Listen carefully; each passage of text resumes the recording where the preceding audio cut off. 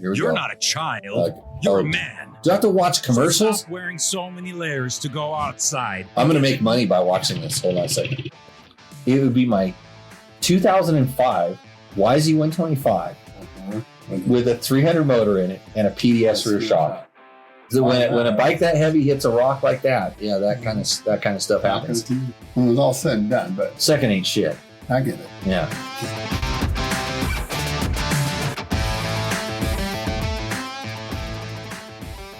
It's not here, but Jimmy Tyler is. Oh, No, yeah, it's live. It's a live show.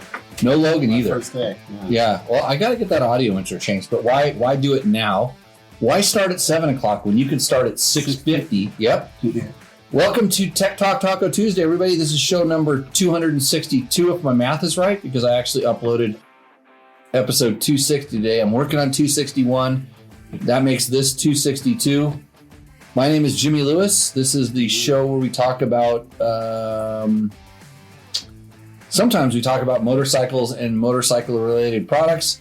And tonight, helping me out with the show, co-hosting, as is becoming quite regular, very much appreciated, Jimmy Tyler. Thank you. So this is a Jimmy Squared show at the moment.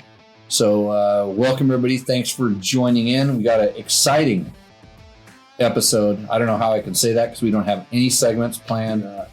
We're just going to talk about the things that matter. There's a good bit of echo, says one JV Black, who would be someone to criticize because he was here. He probably touched my soundboard. In fact, last week's show was a banger. Yeah, I know. And I can't follow that. Yeah, and It's gonna go back. And I was looking. My desk got kind of rearranged here because it's in such a state of perfection. Jerry was playing with a lot of things, and I thought he took back his. Favorite patch, but I still have it. I found it here. So the Fuck You Raven. So, anyways, Jimmy Tyler. Hey. Well, welcome to the show. You're owner of a new motorcycle. I am. Yeah. What'd you get? Beta 390, same as the old one. Another one. It's a freshie. Yeah. Yeah. Was yours worn out? Not no. It's for sale, so it's brand new. Why did you not buy a Yamaha? I got a Yamaha. I got a Tenere. Okay. Yeah. This show brought to you by Yamaha. I want 125, and that'll probably be a Yamaha. I mean, Yamaha's putting the heat on. I can only say nice things about only Yamahas, and I can only have Yamaha branded co-hosts. And you go out and buy a Beta, so this could, it doesn't. And then right. Jerry's riding a Honda. We don't discriminate here. Yamaha likes the fact that we talk about all bikes. They support this show because, well, hopefully they'll keep, because we have a Yamaha soundboard right over here. And if I want to make this show better, no, I can't do that right now. Which one is it? Maybe this one. Let me check this. Yeah. Oh, that was Satan's in the house. Well, this is coming through the Yamaha soundboard. So, yeah, it was. You can blow some things up here. I am not an expert at anything that I'm doing tonight except for answering the motorcycles stuff. So, mic down. I'm told mic down a little bit. Let me try to do that. There we go. Okay, there's this thing you can do in post production now. That I can make it worse. Here, listen to this. Is that better? No? Yeah, that's good. Okay. Jerry's. I can fix everything in post production, which it's like literally 2 buttons. Well, you're 2 shows behind, but the weather's better, so you're riding. Right. Hey Vatos. That's from Victor. Oh, no, so listen to this. I do this show called Tech Talk Taco Tuesday. And my guys that are here commenting on the thing, what do? They call me during the week instead of waiting till Tuesday night at around 7 o'clock when I'm free and clear for all your motorcycle product related questions. They ring me while I'm out riding, like when I'm trying to be doing my relaxing, when I'm in my vegetative state, we like to call it. And Victor has an XR400 Kickstarter problem. I answered that. Jerry is we want to say hypersensitive about his CRF 450X. He repossessed it. I don't think I've had a question since he took it back, but he wants to make sure it's getting the proper care and nurturing that it needs. And so he's very concerned about this. Yeah, so now that we make it sound better, everything's working. Rolling. So where did you pick up your bike at? I got it from Gary, Sportsman Cycle Sportsman Cycle. down in Las Vegas. So I was wondering if, I think because, this show is all about making large amounts of money. I was thinking since, you're a Sportsman Cycle guy, I could be a Sportsman Cycle guy because he does suspension work. He does. And so I think I'll make this deal like with Gary that every time I say Sportsman Cycle, I get like $25 off suspension work. Off of us. And Because that way I have a lot of sets of suspension that would need Sportsman Cycle in Las Vegas, Nevada on Boulder Highway service, because I hear that Sportsman Cycle does some really good service work. he does. Yeah, they do everything there. And my guy in California is just a long ways away. So I could go to Sportsman Cycle. Yeah. Yeah. And I could just drop it right off, maybe 3 or 4 sets and get it all serviced. Because I've got a setting already. I just need I put a few hours on this kit. And it just needs Sportsman Cycle to tune it up. I mean, technically, it's Dynamic Dirt is the suspension side of that. But that's just, same place. It's all in the same building. Yeah, it's Dynamic Dirt is a suspension room in there. Okay. And I have a suspension room here too. Sportsman Cycle is the sales side of new bikes, Beta's, Beta dealership, and all that. Yeah, we got to get Gary back in. He was good. Yeah, once he warmed up. He just got a couple trials bikes. He's been doing that. Oh, I got one. I got an old Gas 300. That's a fun trials bike. We have a Gas question someplace too that came across the line. We'll get to a little bit later. So if you have your questions, if you're watching live, which you can do every Tuesday night that we're on, at whatever time we decide to go on, because we do what we want, you just type it into the chat. And I know that's hard when you're watching on your TV. Sometimes you have to go to your phone, or maybe you're watching on your computer or your iPads or however I don't know how to do it. I only make things. It's kind of like how I use this show, and that, like most of the way I treat social media, I treat it very much like a toilet. I go and I put stuff in the toilet, and then I flush it into the toilet, and it goes away. And then I don't ever go back in there and try to get anything out. But I know it goes someplace, and then you out there in the world can use it how you see fit. But if you want to be productive with that stuff, so you would just, however you consume this, just type the question in the chat. Mark Daniels says we're starting early again. He threw up some beers, which we did not have beer tonight. I think there's a shot glass in there. I got you covered, Mark. Got something right here. Actually, we'll talk about this in a minute. And there's some tacos, which this is Tech Talk Steak Tuesday. Thanks to my buddy Jimmy Tyler here, who brought some ribeyes. Ribeyes? Yeah, ribeyes. Those were good. All right. So, anyways, you type your question in, we answer it. If you're listening to this like at a later date, you can also type it in the comments, because whether they're captured on YouTube or on Facebook, that stuff all gets kind of aggregated. And when I actually have time and I'm doing my job the way I'm supposed to, we put it all on a piece of paper, and then I read those questions off. And I didn't exactly do that, but I know how to go fishing for those questions that I don't. If you're putting it in a toilet and flushing it back at me, I might get it. So just so you know, it's a two-way street there. The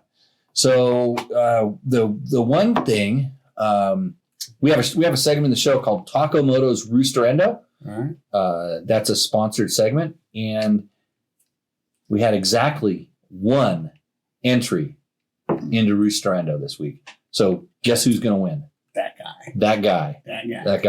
But I'm going to make him an offer that he might be really impressed with when we get to his Roosterendo. And let's see, what other segment? Oh, we can, if you pay me enough money right now through, if you get me some money, I won't read a segment from Jerry's book called Coffee Brewed with a Graveyard Mist, which is a collection of poems that are intended to make you think. Some gold in there. They think a lot of different stuff. In fact, he dumb shit is what he read. It's from his that's great unreleased book. Oh, okay. He read an excerpt from his unreleased books on last week's show, and I didn't exactly hear it during the show. I heard it a little bit, but I didn't get a chance to look at it and read it. I'm gonna Twitter book face post that thing out because he has it on large format so you could read it. It was good. That's right. It makes you think. All of them I got to read twice, but yeah, I don't know if that's because I'm dumb or there's so much thought into them. But both.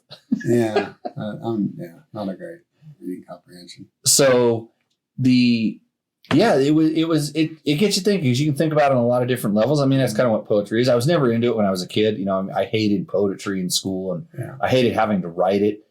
It's like kind of like it'd be like dancing naked in front of people. I think. I don't know.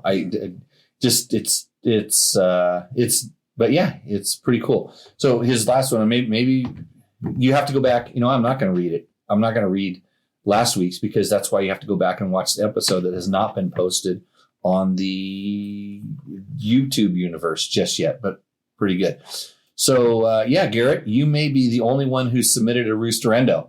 Yeah. And I don't know exactly how you did that because I think it literally came in like while the last show was being broadcast live, because usually I'll get a barrage of them when I put it up on the podcast platforms and people will go, oh yeah, I need to do that. And then we'll get a bunch. So I'm sure we'll get a few more for the next show, but he did send one in. It's an interesting one. And the you know how I'm going to make him suffer? I'm not going to do it until a little bit later on in the show. And the other thing is you don't want to miss this because sometimes we explain to you, like if I said there's some extra little deal or something in there. On the last show, there was a guy who was going to win Gene Wood's Racing Experience, like some races there. Right. And the guy's in Reno, and I'm pretty sure he's paying attention most of the time. And I'm like, hey, reach out to us. And maybe he reached out to Jerry or Gene. He just bypassed me. But I said, hey, you got to do this like next week so I can take care of it, because if you do it in 3 or 4 weeks, I'm going to claim that I don't know who you are because I really don't remember. Yeah. And I want to, I can hardly remember what we do on the show now, let alone 2 weeks from now. And then I've had people that they've emailed me and said, hey, I won Roosterendo. And I'm like, when? And they're like, oh, like last week. And I'm like, we didn't even do a show last week. And then they go back and I'm like, oh, okay. So then I find out like, no, they didn't win. They were just part of they were just one of them and they tried to fool me. Let's see. Oh, Garrett says he loves watching, so he's here till the end. Well, that won't last very long. I mean, not this show, but the overall viewership. And Chris K says, Garrett, it happens. I won once, but was tied up that Tuesday. I fell for a Nigerian gift card scam. Oh, Chris. I was going to, what tequila was this? Do you see what I poured in there? Nope. Tres Locos or something like that? I think so. Yeah, it's tasty. Yeah. That's hard to chase after that bourbon. Well, yeah. That bourbon one. Frey Ranch. Yeah. Frey Ranch, if you're listening out there, you're not a sponsor, but you could be. Just like Sportsman Cycle and Dynamic Dirt. Dynamic Dirt.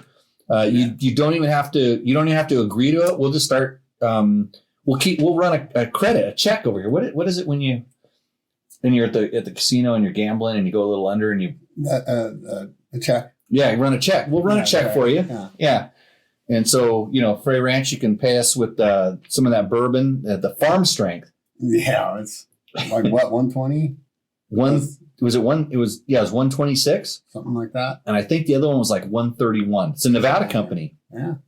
So, no, they were not ribeye tacos, Victor. No. You don't waste a good ribeye in the tacos. So, Okay. And then here's where I'm going to get confused because now we've got a couple different Garretts checking in. What does Garrett Carlson want to know? He wants to know. He was going to reach out and he apologizes, but he's moving. He's super busy. Would love to get the gift to give you.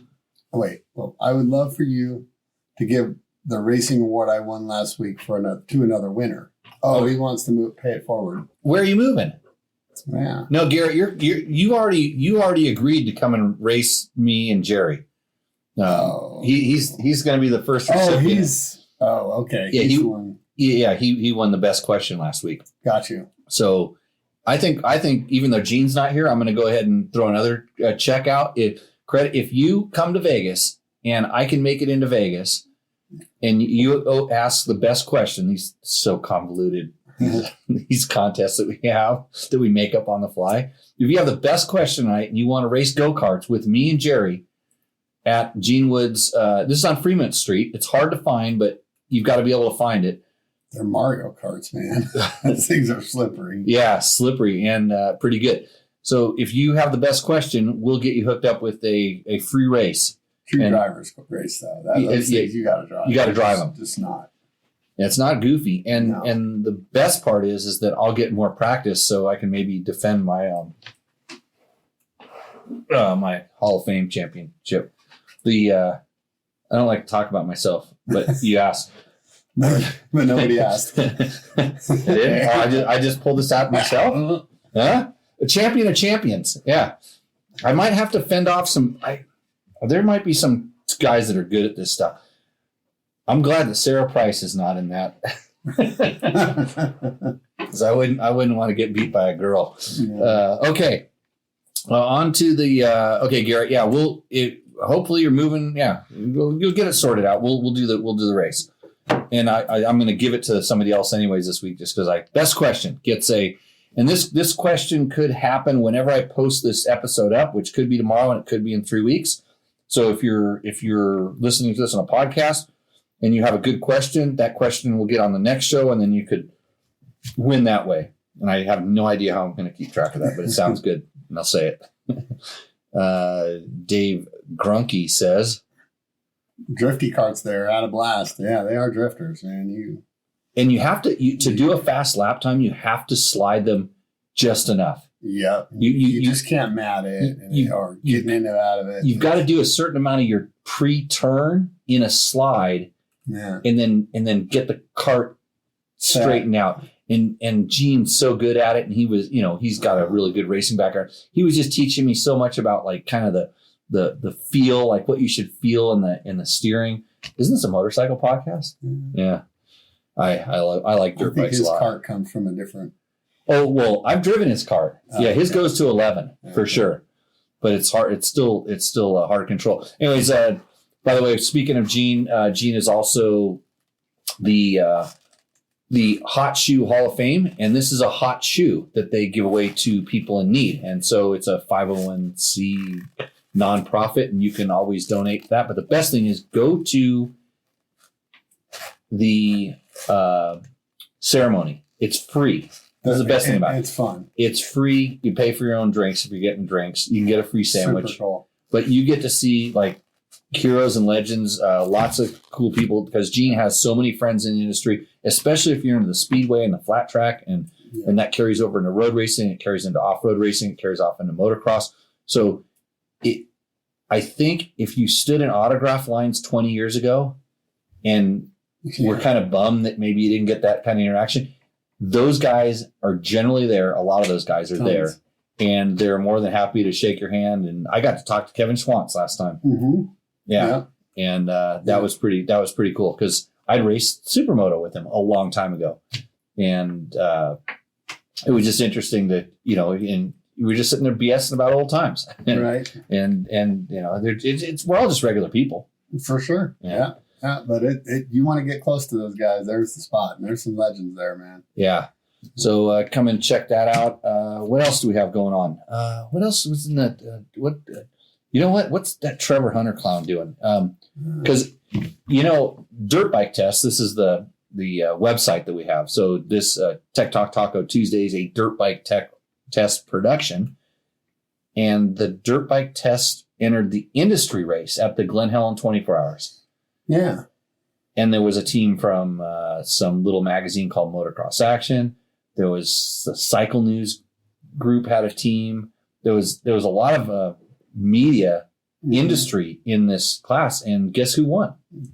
The boys from DBT. DBT. Yes. So did. yeah, I don't know if Swap Moto had anything like that, or there's a Kiefer. I don't know if he had anything. I don't know. They probably don't even stand a chance to even be able to come to one of these things, let alone finish it. But congratulations to everybody in the arena. We and I like to say we because I had nothing to do with it. We kicked your ass. And so when you're getting your moto media information, you should take it from the trusted source that not only goes out and does it properly, we kick everybody's ass. I should get Trevor on the horn to clarify all that, to make sure I'm accurate, because I'm pretty. So since I got a quick question. Yes. Since we're talking about the 24-hour, for how hard that is on a bike, just, always getting fresh riders. Glen Helen gets GP track, gets absolutely beat after 24 hours. What other race is kind of truly got to be as mechanically sound bike as that? Is there another test that's close to that? Or is the Baja, with the 1000, let's say, that's coming up here? I would say that's not as hard. Similar in just it's a lot less time. The Baja 1000. Yeah, it depends on. It depends on. I mean, yeah. I think I want to try to think when like our winning time was 21 hours or something like that. Yeah, but like they just had one up in Washington called Starvation Ridge. Yes, and there's one back in Alabama. There are 24-hour races, and we just did the Fast 440 last year. Yeah, that was not very hard on equipment. No. Well, for one, we were using a bunch of different bikes. Yeah. So, your bike was running an hour and a half versus same bike for the same 24 hours. I think Glen Helen, as far as it can be a beater because it's generally not muddy, which the mud can be really bad too, but it's dusty, and the dust. I mean, that most of the prep failures have to do with air filters and dirt getting in. Broken wheels is a big thing. And then electrical issues from lighting, poor lighting installation. Yes. And then there's the kind of the tire failures, where those can be remedied. In fact, one of the things that Trevor was doing during that event was doing a moose test. They had 4 different mooses, so they were going to run each one. Mm-hmm. Let me do the math here. 24 divided by 4 is 6.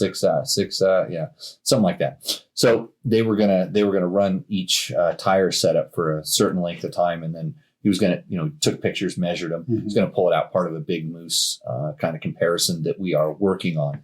I'm the durability. I'm the guy that goes out and runs them at 100 miles an hour for 15 minutes. to see what happens. Big sketchy loop out there, wide open. KTM 500 wide open in a big circle on a dry lake bed. It's as tight as a circle as you can do. It's way tighter than I would do. Yeah. I've seen it. So the Gotland Grand National, JB Black says I don't know. I think that's it's like a Grand Prix someplace in Poland. Oh, I think it's kind of in a swamp mine / thing. I think there's stuff from that floating around the internets right now. Got a question from Chris K. Okay. Chris, if you could build the perfect trail bike by mixing parts from 3 current models, which parts would you pick and why? So trail bike. I'm wondering if I'm riding it right now. Well, so in my world, I was this weekend I was riding my freshly rebuilt 2019 KTM 300 T PI bike that I put a piston in it just because I wanted. I've not used a Wiseco piston for many years in a 2-stroke, so I threw one of those in it and broke it in riding around here, and then took it up the mountains and put 3 hours on it this weekend. And that bike was so good. And my buddy Dave was riding his 2020, or it might be 21. And we actually had to swap one time because I have the newest Recluse clutch in mine. And I've gotten so used to them. I was wondering, and I let it lug down so low, and I was wondering whether it was slipping or not. So he has standard clutch in there. So, hey, let's switch bikes. And because it had the regular clutch in there, and a minute, the thing has so much torque, his bike, they both do. I let the clutch out, and I was just amazed at how light his bike felt compared to mine. I have a little bit bigger tank, but it just kind of went. I mean, it went with like not a, I released the clutch properly and everything, but just my Recluse has that little bit of slip where I let it out, and this thing just had that little bit of, everything, the steering is lighter. And it's amazing how two bikes that are a couple years apart, years apart, can feel so much different. And then we started talking about like, hey, which one's better for what we're doing? Right. And because so perfect trail bike would be a 300 two-stroke. Yeah. Always for me at my weight, for sure 300. I was going to say or a 250 or a 200. Okay, but it's two-stroke for trail bike for me. Mm-hmm. If I was going to do anything else, whose suspension would you put on it? He's giving you 3 bikes to go. I would probably, if Kayaba made a PDS. That's the thing with you. How about that? Yeah. How about the Kayaba PDS? Yeah. Okay. And if I could get I would say the Kayaba. This is we're shooting for the moon here. The Kayaba progressiveness in an open chamber style fork. Oh, okay. So yeah. But steel frame, aluminum frame. Air fork for sale. Yeah. Well, because the weight, the light feel. This is what they do work good going down steep hills and stuff like that. Yeah, because they're super progressive. Yeah. So I like this. So I got a Kayaba PDS. Steel frame or aluminum frame off it? Aluminum. You go for. I would go aluminum. I can tell that Yamaha spine frame. Extra little bit of precision. It would be my. You know what it would be? It would be my 2005 YZ125 with a 300 motor in it and a PDS rear shock. Okay, that's a fantastic answer. Because that's the frame. That's the aluminum frame I want. The spine frame. The aluminum, the Yamaha aluminum frame. That's a good question. That was a great question. Yeah. So Chris K, you are winning right now the question of the week. If you ever come into Vegas and your question I don't know if anybody's going to beat that question because that's a good question. I had a good time thinking about that. Mm-hmm. And then I'm starting to go, well, could I make the chassis a little bit smaller? And the reason I said a YZ125 is because of how light it feels. Mm-hmm. And that frame just does feel lighter. But if I could make it just a little bit smaller, kind of like when you go to the Beta X trainer. Yeah. Yeah. Because then you can as long as you're not like racing it. Yeah. You can ride the crap out of it. You just can't like race it because those smaller chassis and if you can't send it into something because that's where the bigger chassis stability helps. But yeah, that'd be something like that. So Jerry's saying the Sweden race, the Gotland Enduro is hella mud abuse. Yeah. That's pretty. Yeah, that could be pretty. Yeah, mud's really hard on. Yeah, because I did a 4-day ISD qualifier in Tulsa, Oklahoma, and we changed brake pads about 5 times a day and a sprocket and chain every day. And they were worn out. Roads, yeah, the brakes sometimes you pull them off, and the KTM ones at the time were kind of bad, but you lucky you just pushed them and pulled a pin out. They were 2 seconds to get in out. But they were they were orange. The calipers were actually orange. Oh. Remember those things? They would wear out, but that had that grindstone, the lapping compound mud. Mm-hmm. So yeah. And Chris says for him it would be an X Trainer 300. So there we go with Brembo brakes, cone valve forks, and a bigger gas tank. Yeah, that's a good. It's funny how we're both coming from different directions. I went kind of competition race bike, and he came up and turned the X Trainer and started bringing it back into the thing. But yeah, and he's right. X Trainer doesn't have. Yeah, he can use brakes if you're really wishing for it. Right. Well, I didn't realize how bad well, I hadn't noticed the gas brakes were. Logan's always crying about his. Oh, really? Well, I know at Glen Helen, I came down the downhill. The very first time I came down the downhill, I'm squeezing for my life going, I'm going to go flying over this berm. You're not going to make that. And yeah, it wasn't. And it got to the point where I think even I started like warming the brake up like a little bit before I would normally get on it, because I felt like there was some of that maybe going on.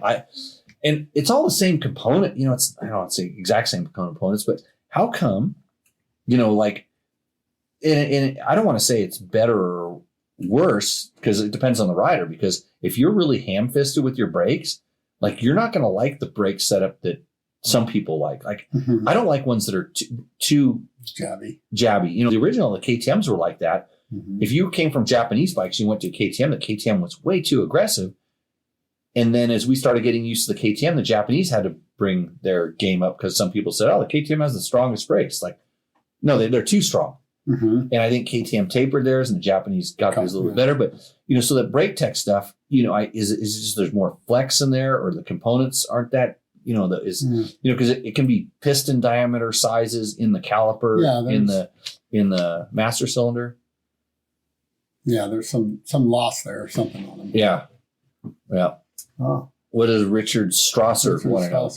From the YouTubes. Yeah. What's the best way, strongest, most reliable, not the easiest, best way to tap into wires? Adding extra lights on my ADV bike, I need to tap the high beam wires so lights go full bright when the brights are on. Scotch lock. No, I'm joking. I'm joking. Okay. So if you're asking the best way, the most reliable, cut the wires, fray it, wind them back together, and solder it. Yeah. And then put a heat shrink, set it up so you can throw the heat shrink back on top of it. So it's all super sealed back up, and it's a good connection. That you can use some of those clips and stuff, but those clips are really prone to corroding. Yeah. And I don't know like what other I'm pretty sure there's some really fancy stuff that you can get, but generally nothing beats a good old fashioned, soldered together. They even make the ones that you melt and their solder's in the band. Yep. Oh, they shrink tube. There's you can just use a heat gun. Yep. Yeah, those are good. Yeah, I almost like if it was a bike I was going to race in Baja and lights need to work all night, or in the Glen Helen 24-hour, I would solder everything together and make sure it was. And it really depends on kind of even some point, like what bike are you doing this on, Richard? Because like the KTM wires are super thin and brittly and stuff, and then it's like, at that point, do I even want to increase, the make the whole wire a little bit more robust? Some of the KTM wiring, I would like, especially for lights, I would go direct, like, as long as my battery's getting the right kind of charge, I would go just directly to the battery. Yeah, I feel like he wants to run it off the switch that is already there, I guess, is why he's doing that. Oh, rather than add a switch. Got a troll, don't we? Hell, we do. Yeah. Carrot Destroyer. Let's see. Should we read them? They're going right up in the chat, so we can always do that. See, his boyfriend lost a testicle in a chainsaw accident. I was using a chainsaw this weekend. And he wants to know which man he should marry. Let's see. A gerbil is trapped. And he can't get out. Let's see. Those are good questions. Those are for another show, Tara, that I don't do. I wonder, I bet you there's a way that I can get rid of them, but I'm going to give him one more chance to make a good question. Yeah. Oh, wait, I don't know how it, let's see. Dave Ritter. Solder stick connectors seem to work pretty good. I don't know if that's the ones I was talking about. I don't know the true name of them. Yeah. And then Richard. But it sounds like similar to what I'm talking about. Yep. And Richard's KTM 890. KTM. Yeah. And then they're thin. Yeah. So I never tap into that. I try to run its own switch off the battery. I was just putting a fan on my bike last night. And that's just how I do it. Yeah. Yeah, sometimes, and it just kind of depends on how comfortable you are doing that kind of stuff and the experience, and just especially when it, like, I remember when my BMW went to a CAN bus system. Mm-hmm. Holy F, that was then it's like nothing, then you screw up the whole system. Oh, yeah, there's one wire that makes all that thing work. Yep. I don't know how that works. Yeah. KTM wiring is undersized for the high output of the LED and HID lights, says Mark Daniel. So yes, that's what I was saying. On the KTM and stuff, when you start pulling all that extra amperage through the small wire, it can be a little bit overwhelming. Generally, the manufacturer of the lights will warn you of this if they're a good quality light manufacturer. Just to know, if you're buying the cheap Chinese ones, good luck. They're going to use more power for what you get too. Yep. For sure. The cheaper ones. Yeah. You do get more light per amp, watt, whatever. Yeah, I'm not even an electrician. Let's see. We're going to go to our YouTube comments. Okay. See if we have some of these things up here. So DEFCON Supply 3990. He's talking about our KX 250F first test. So if you're wondering, Dirt Bike Test, the channel you're watching this on the YouTubes or whatever, we have a website. It's real easy. It's www.dirtbiketest.com. You go there and there's all kinds of information. In fact, I just put up a TTR 50 test that I actually didn't do myself, which is kind of strange. That I might put up during our commercial break when I need to go take a leak and put up there. Still waiting for Trevor to call in about the amazing victory. But anyway, so DEFCON, he says, I have a 2024 with a Recluse auto clutch, a GPR stabilizer, and a few protection items. Mine needs a lower first gear and a taller top gear. If, in top gear, my TE150 runs off from it. In twisty flowing with elevation changes, the Kawasaki is excellent, but if you have races with fire roads and grass tracks, it needs more flat-out top speed. I totally agree with him. I haven't ridden that particular bike, but I know that it's a motocross bike. And when I complain about motocross bikes being ridden off-road, which, they put an 18-inch wheel and stuff on it, that is the number one thing, is the transmission. It's probably the hardest thing to really be able to change, because you can take your suspension to a suspension guy. You can usually drop a bigger tank on it. But changing the gear, other than just changing the sprockets, external sprockets, final drive, getting that proper gear ratio. And this is what makes the Yamaha FX line such a good cross-country bike, because this show brought to you by Yamaha. But if you're thinking about, I want an off-road bike, but I want a motocross bike, but you want to blend them, the FX line has on the 250, it has the 6-speed transmission, and it's got plenty of range, but the 450 has a wide ratio, and that's what the difference is in there. On the Yamahas, the FX and the WR have wide ratio transmissions, and are actually semi-wide transmission ratios in it. Mm-hmm. They're not like wide to where they become gappy. Especially on the 450s, they're the best 5-speed transmissions that I've ever ridden, and I don't think that you could do better than that. And I've actually had discussions with them, because they know how good their 5-speed is, and they're like, do we really need to go to a 6-speed? And I'm like, it wouldn't hurt, because you could add one on top or one on the bottom and just get that much more range. Don't change that. Don't give up. Or you could just tighten it up ever so slightly in the middle. But that is the disadvantage of some of the, call them X bikes. Yeah. That is, the transmission ratios are not exactly optimized, and it's literally a cost saving feature. So what is Stuart D? How to easily grease a KTM swing arm bearing. Hey, KTM, put a grease nipple on this in production, but they won't, because they want the dealers to make money. Okay. So, well, I mean, I would hope they want their dealers to make money. That's beside the point. Yeah. You could put a grease nipple on it. You could drill a hole and put a grease nipple in there. So we did kind of a little, kind of a quick how-to on how to grease the swing arm bearing. Those are the needle bearings that, especially when they dry out, and this is why you want to do it well before that, because when they dry out, and then it's a real trick to get all those suckers back in there. Yeah, I do about 80% is all I do. Yeah, I get it all done, and there's that one on your in the blue tub. What about the one that went in the middle? Because there's 2 needle bearings, one on each side. What about the one that went in the middle? Yeah, that you're looking everywhere for it? That guy? Yeah. Don't worry about that guy. Yeah. So I don't know that they don't put it on because of. I think it's cost. It's another step, and it's another piece. I think that it's weight. KTM hates anything extra weight. It's susceptible to be broken off, and then it becomes way more problematic. And so it's like, just don't do it, and then nobody will notice except for Stuart. Yeah. Yeah. So, question for you: you have a brand new bike. Yeah. What have you done to it since has it been ridden? Yeah, I went and rode it once.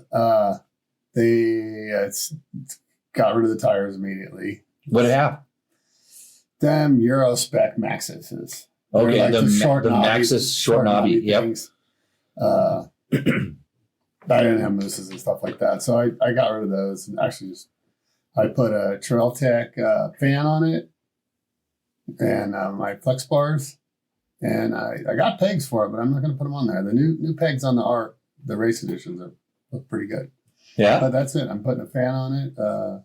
I got to spring it from my chunky butt. Well, you're losing weight. Yeah, but not that much. No, you're not going to get down to the 180 range. Okay. No. Are we past that? Can we never go back there? I don't think I can. I have been trying as hard as possible, and I've lost 30 pounds, and they just don't come off anymore. Okay. I ain't going to a gym. Okay. But so Gary put Dynamic Dirt did the suspension. Is that Sportsman Cycle? Sportsman Cycle on Boulder Highway in Vegas. Boulder Highway, yeah. Okay. Yeah. I gotta start keeping track of these. Yeah, I gotta write them down. Yeah, for sure. We worked up to a t-shirt and a hat, right? Oh well, no, that costs money. You have to pay that. That's $50 per show to wear the t-shirt and hat. I actually, since it is sponsorship negotiation season, I don't know if you're paying attention here. I mean, you wouldn't need to pay that much attention, but just in case. I noticed that. Yeah, well, and we were talking about doing some racing. We were talking about racing. Yeah, let's do some more. Yeah, so I don't know if the resume season is done at Woodworks. No, it's not. Because I know everybody else at Woodworks seems like they have a new bike. We just were talking about this. Yeah, it's. I don't have a new bike. I mean, you didn't notice that? Oh. But I can just show up and ride all your bikes. Yeah, we got Freshie sitting there. 125. Got 125, 250. Got the new Charles bike. There's Charles bikes in the mix too. Charles bike comes up today over there. Okay, just so you know, so that costs more money. A lot of generators than going to Sportsman Cycle and getting my suspension done at Sportsman Cycle. Yeah. He's actually got a little trials set up in the back. You can play on too. I can practice. Yeah, you can practice some trials in the back of the shop now. I will probably. And that neighborhood's pretty fun to watch what's going on around there. Well, I heard his Instagram account is mostly not people there to learn about motorcycles. He puts up some great bike videos and stuff, but when the homeless get in a fight and stuff, it's way better. It gets them all the clicks or whatever. All right, so follow Sportsman Cycle on the Instagrams, TikToks. I don't do the TikToks yet. Yeah.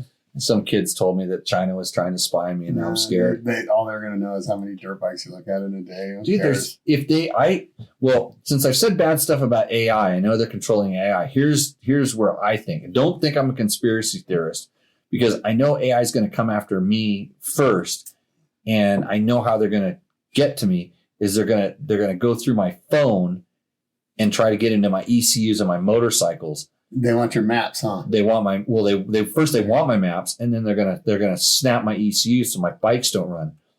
But luckily, I'm pretty sure that the Yamaha Power Tuner app, the show brought to you by Yamaha, the Power Tuner app, which is free, it's probably the best thing about those YZ 4-strokes. And now I can actually lock my bike. I can make it so it. Yeah, that's a cool new feature. So you can. So if you have kid got straight F's lockout. Well, he's in homeschool, and like F's are like that's fine. Yeah, that's good because they actually if you take Chet Lawrence if you got Fs. Who cares? if you take the F and you make the top part longer and you fold the middle part of the F over, it looks like an A. Mm-hmm. And then Chet Lawrence is doing fine. I think he'd be all right. I don't. There, I have a lot of feelings on homeschooling. just the antisocial nature. You got to. They should have to go for like a year just to learn how to not be snotty little punks. Yeah, that corner of it. Yeah, there's that. Okay, so we got a question about 2026 gas info from another Jimmy Rippey. Jimmy Rippey. That's definitely not me. Jimmy, is Gas going to have 0 SX, MX riders and 0 off-road riders for 2026? I know KTM Corp issues are the cause. It just seems a little odd that no one is really discussing it, or am I just full of it? Thanks. Jimmy Rippey in the middle of Missouri.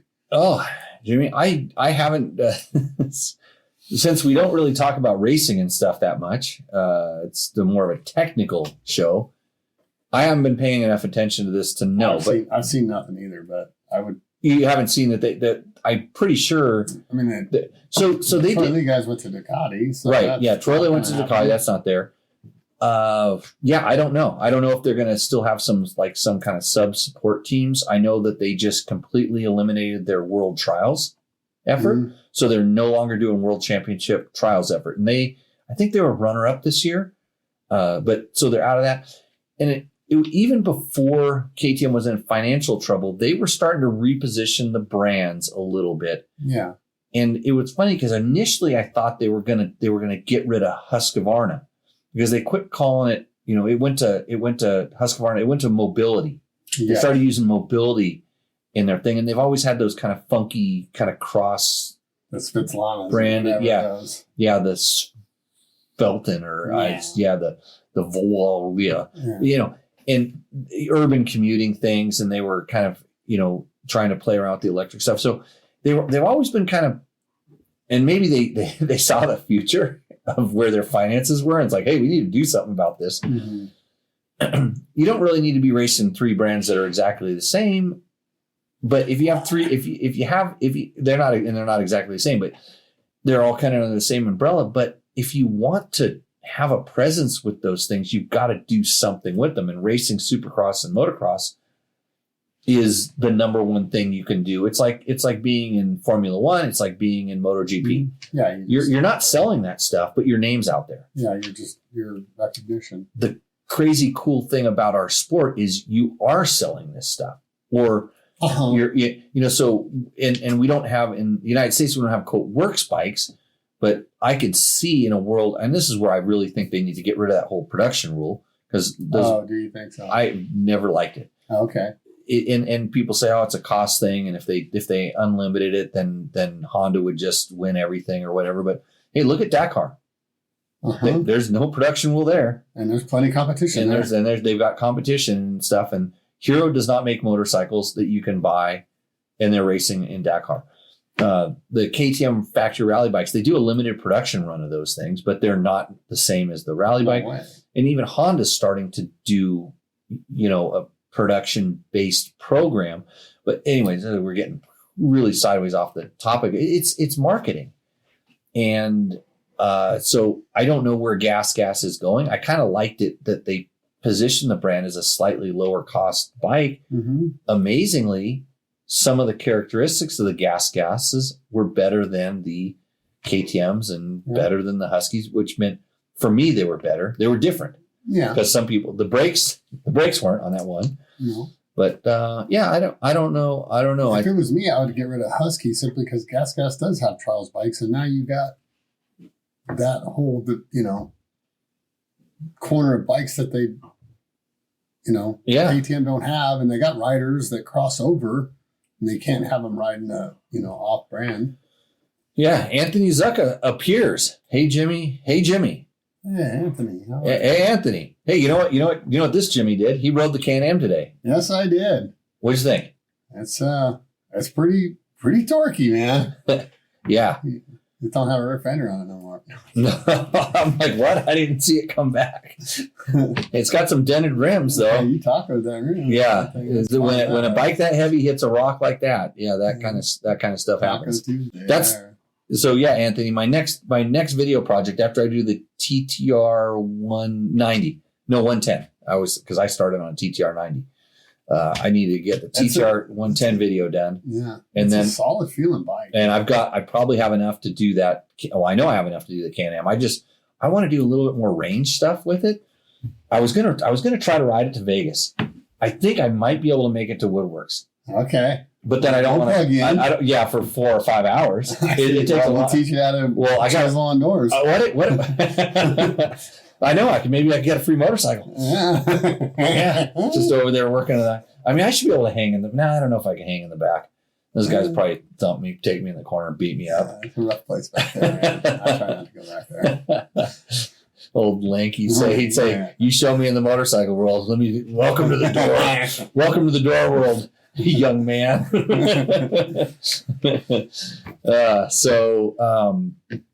Yeah, I lost my train of thought again. So we had. How is the health of KTM? Any better news coming out of there? I don't know. I mean- we were talking about just news in general. I How noticed that you can't get them blowout bargain deals on bikes like Logan got on his. that's coming to an Which end. that must mean a sign of them not just That's a- needing a flux. that's a having couple- so much inventory or something. Couple years of inventory that they finally are depleting Right. down and getting to manageable levels.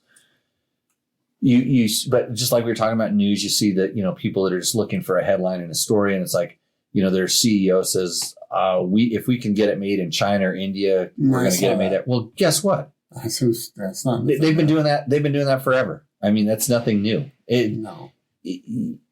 They have a level of quality that they would definitely like to keep. Are they going to be able to, keep it there? Or, as I'm not worried about initially, I wouldn't be worried about just KTM. I'd be worried about the vendors that relied on KTM to stay in business. And now KTM didn't necessarily pay 100% of their bills. And now they're relying on these vendors again to produce stuff. And how would you feel if you've been screwed? Then maybe you're more looking at hey, we make stuff for Beta too, and these guys have always paid their bills. I don't know how the business climate is. I don't know, but I'm just saying if that's what was going on, but I wouldn't be worried about it. I can tell you one thing: if you do want to go back into those doors, it's gonna not be an easy door open to you if you leave with owing them money. Yeah, D wheels and tires as guys and just all that. Or if they, or is there no other game in town? You make the plastic for KTM or for certain models or something like that. And I know there was a while there, and I'd have to check on this. Acerbis couldn't sell the current model's plastic for a couple of years. It would only be sold through Power Parts. Sure. And so all of a sudden, they kind of put a squash in that. Say, hey, if you want our OEM business, you got, and that the OEM business is huge and consistent. Sure. And I guess now that's not the case anymore. I think they can sell the current model stuff. So who knows? It's business, and I just like riding dirt I would bikes. guess it's doing better than it was just off. You think that the KTM business is doing better? It's better. I mean, I wouldn't say it's great, but I would just off of what I guess. Yeah. I don't know inside or nothing, but I haven't. they're not blowing away bikes for nothing. You're not selling new 450s for $6,000. No, and some brands are. Yeah, there's some. Yeah. So there's deals out there to be had. It may not be exactly what you want, but that's like anything. When it's not the latest greatest, then it's on sale. Mm-hmm. So what do you want, Anthony? Hey, you got two Hey Jimmys and Jimmy. nothing else. I wonder if he's trying to call me or something like that, because my phone doesn't necessarily ring. I don't know. I don't pay attention to this stuff. How do you Very like well. that Triumph out there? The electric thing. I don't know. the Can-Am. I'm sorry. You got me confused. The Triumph. I don't know why I call it a Triumph. Well, because I'm going to supposedly get in a Triumph off-road bike here pretty Yeah, soon. we talked about that. I like it. I mean, is as an urban commuter. Yeah. It's fun. It's peppy. It feels like it's built like a tank. It reminds me of a BMW / Honda build quality. It doesn't feel like a Chinesium No, it does not. electric bike. It's definitely not like rolls well, smooth. like it's not a Sur-Ron in that the drivetrain. Yeah. It's all encapsulated. You know, it's belt driven inside of I think it's belt driven or gear belt driven inside of a shaft or like a single sided swing arm, like a yeah. I don't know. maybe it's a shaft. Yeah, what is that? Can't remember. So yeah, I think range is a problem, but you know it has a 2-way throttle, so it's regenerative. Mm-hmm. That's super interesting.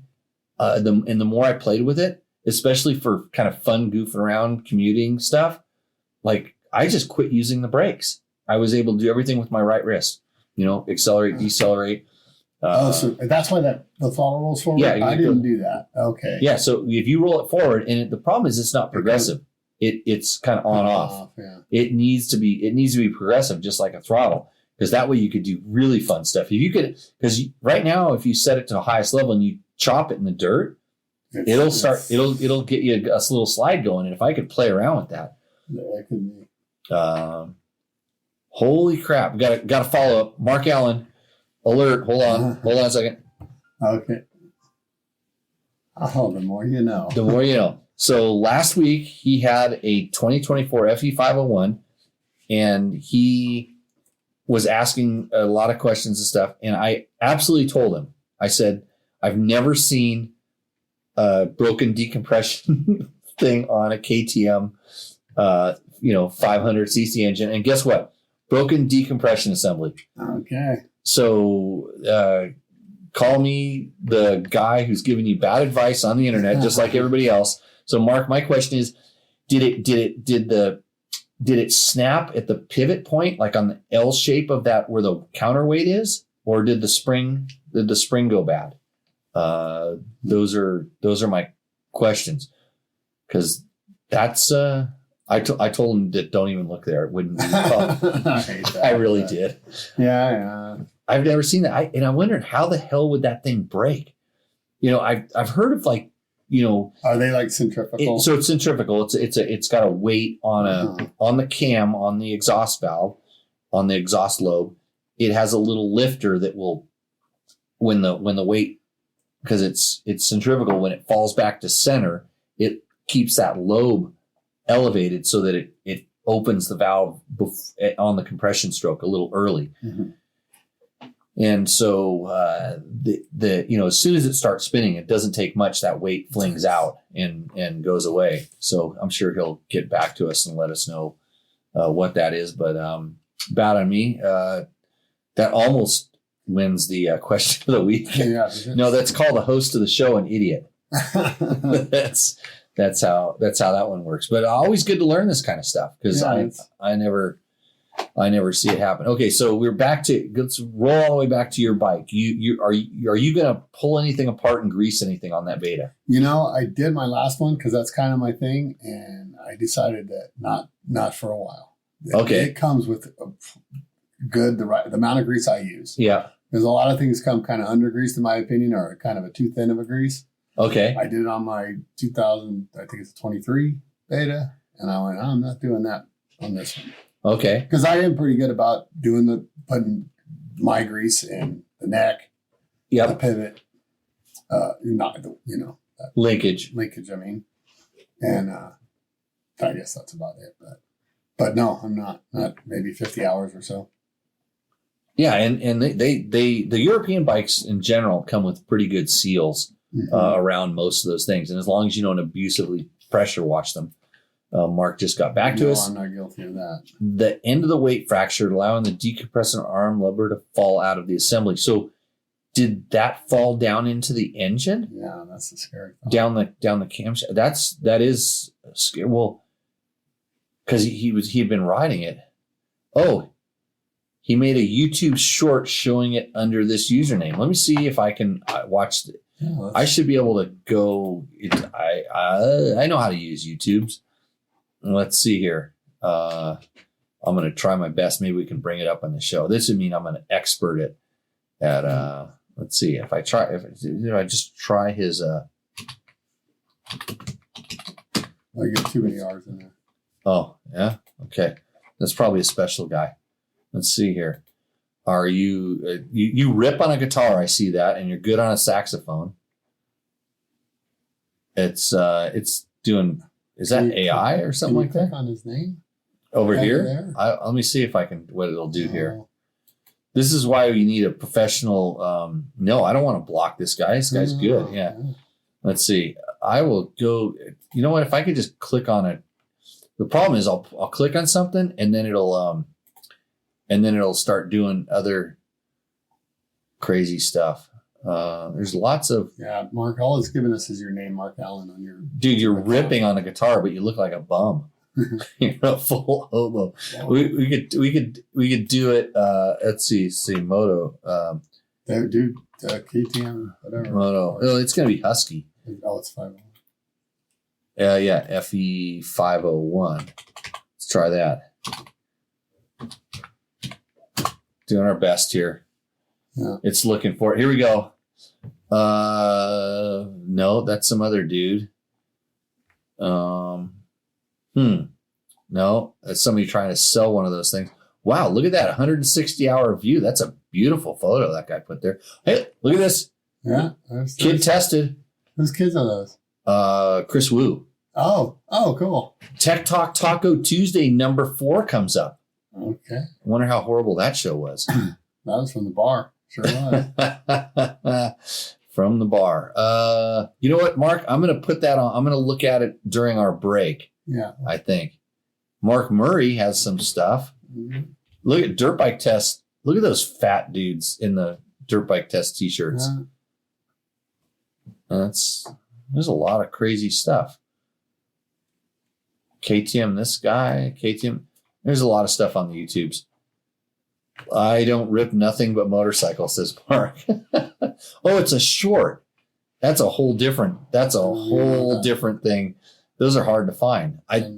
YouTube knows that I don't look at shorts, so it never feeds them to me. But here's shorts right here. Wait a minute. Did you get 47,000 views? No, that's let's see here. Wait, Husky? No, Rebuild. A lot of stuff. You should have put it on Facebook so I could. There's show more. Hold on. Mark. Oh, wait, here we go. Here we go. We're getting something. there it is. We found it. We got her. I'm so good on the internet.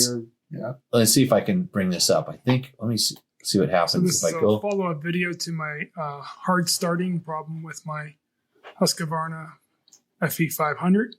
Took the That's valve Mark. cover off, and right away Pause this guy. we noticed that the decompression arm is sitting outside of the weight where it's not supposed to be, and it looks like the weight actually broke on the end because this is supposed to be sitting in there, Yeah. retained by a piece of metal on the other side of that little cam there. Okay, I'm gonna have to watch that So, again because I'm trying to This control should still the. be under warranty, so I'm going to take this to the dealer and see if we can get this repaired. Okay.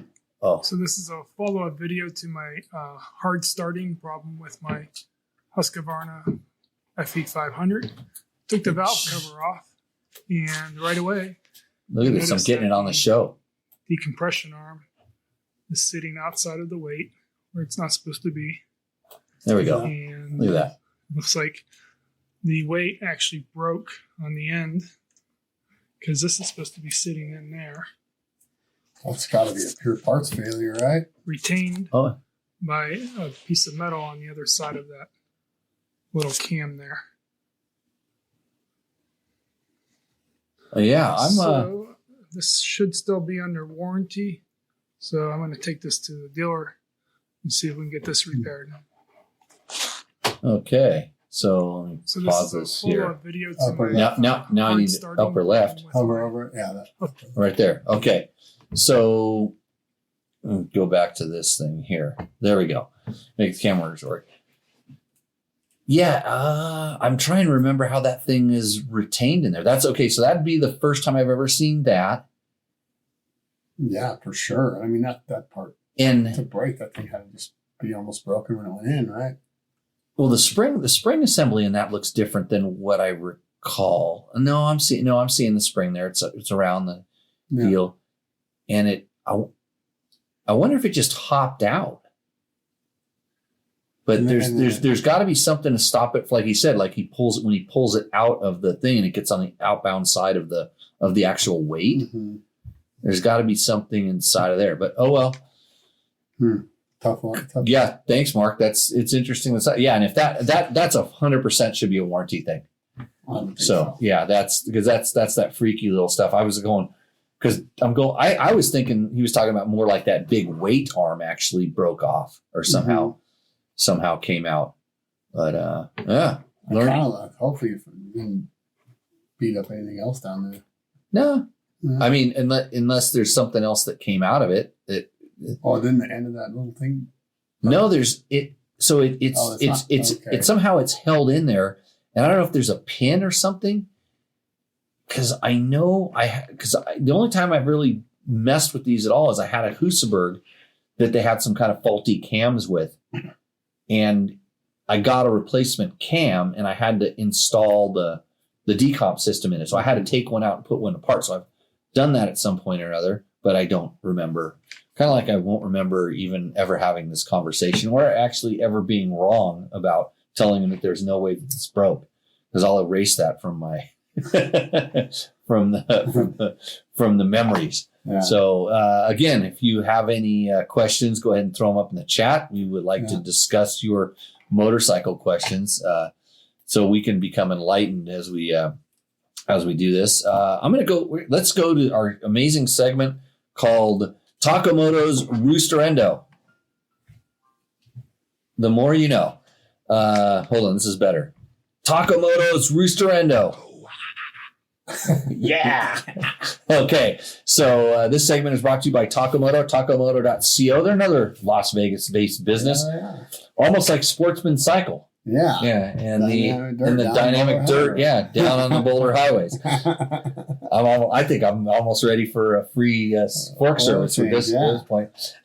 So Takamoto, they have all kinds of stuff for especially your kind of street legal emissions compliant bike, but they have all kinds of KTM and Honda and different parts and things. So they are bringing you Roosterendo, where we give a $100 Takamoto gift certificate to the bike that brings us the most enjoyment. And luckily tonight, because there's only one entry, there's really going to be no debate about this, because we actually, Well, we can still endo it. but we, a lot of times the endo wins the money. Sure. Yeah, Yeah. because it gives us the most enjoyment. Like I remember when people used to send us pictures of their 3-wheelers, and then they were trying to sell bikes, and we knew what they were doing. Remember, we had the whole board. Logan had that was one of Logan's youth projects, was to build those. Well, this whole studio actually Yeah. had him over there shooting nails and using skill saws. Oh yeah. Yeah. Yeah. And look where it got He's still out there building stuff every day. him. So there's a little tab of metal on the end of the weight that holds it in. So a little chunk of that arm broke off. Is what I'm seeing. I have to look at it again. That So someplace, no, on the L part, that and the out part, I'm going to go ahead and call that not working. How's that? There it is. So we're looking at the thing, and there's the arm.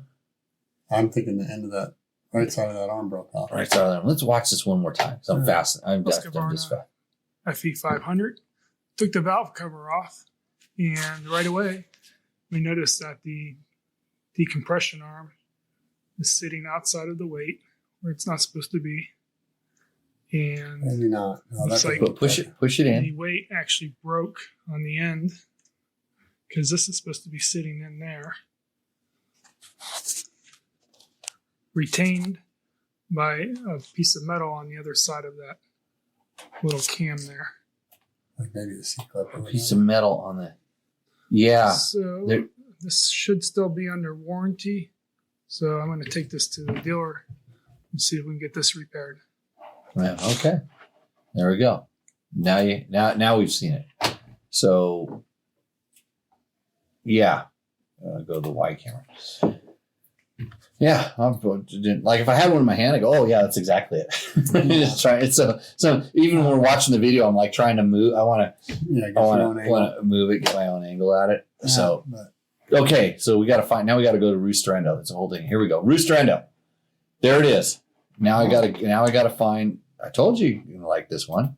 yeah, I think. I hope. Let's see. And it's Garrett.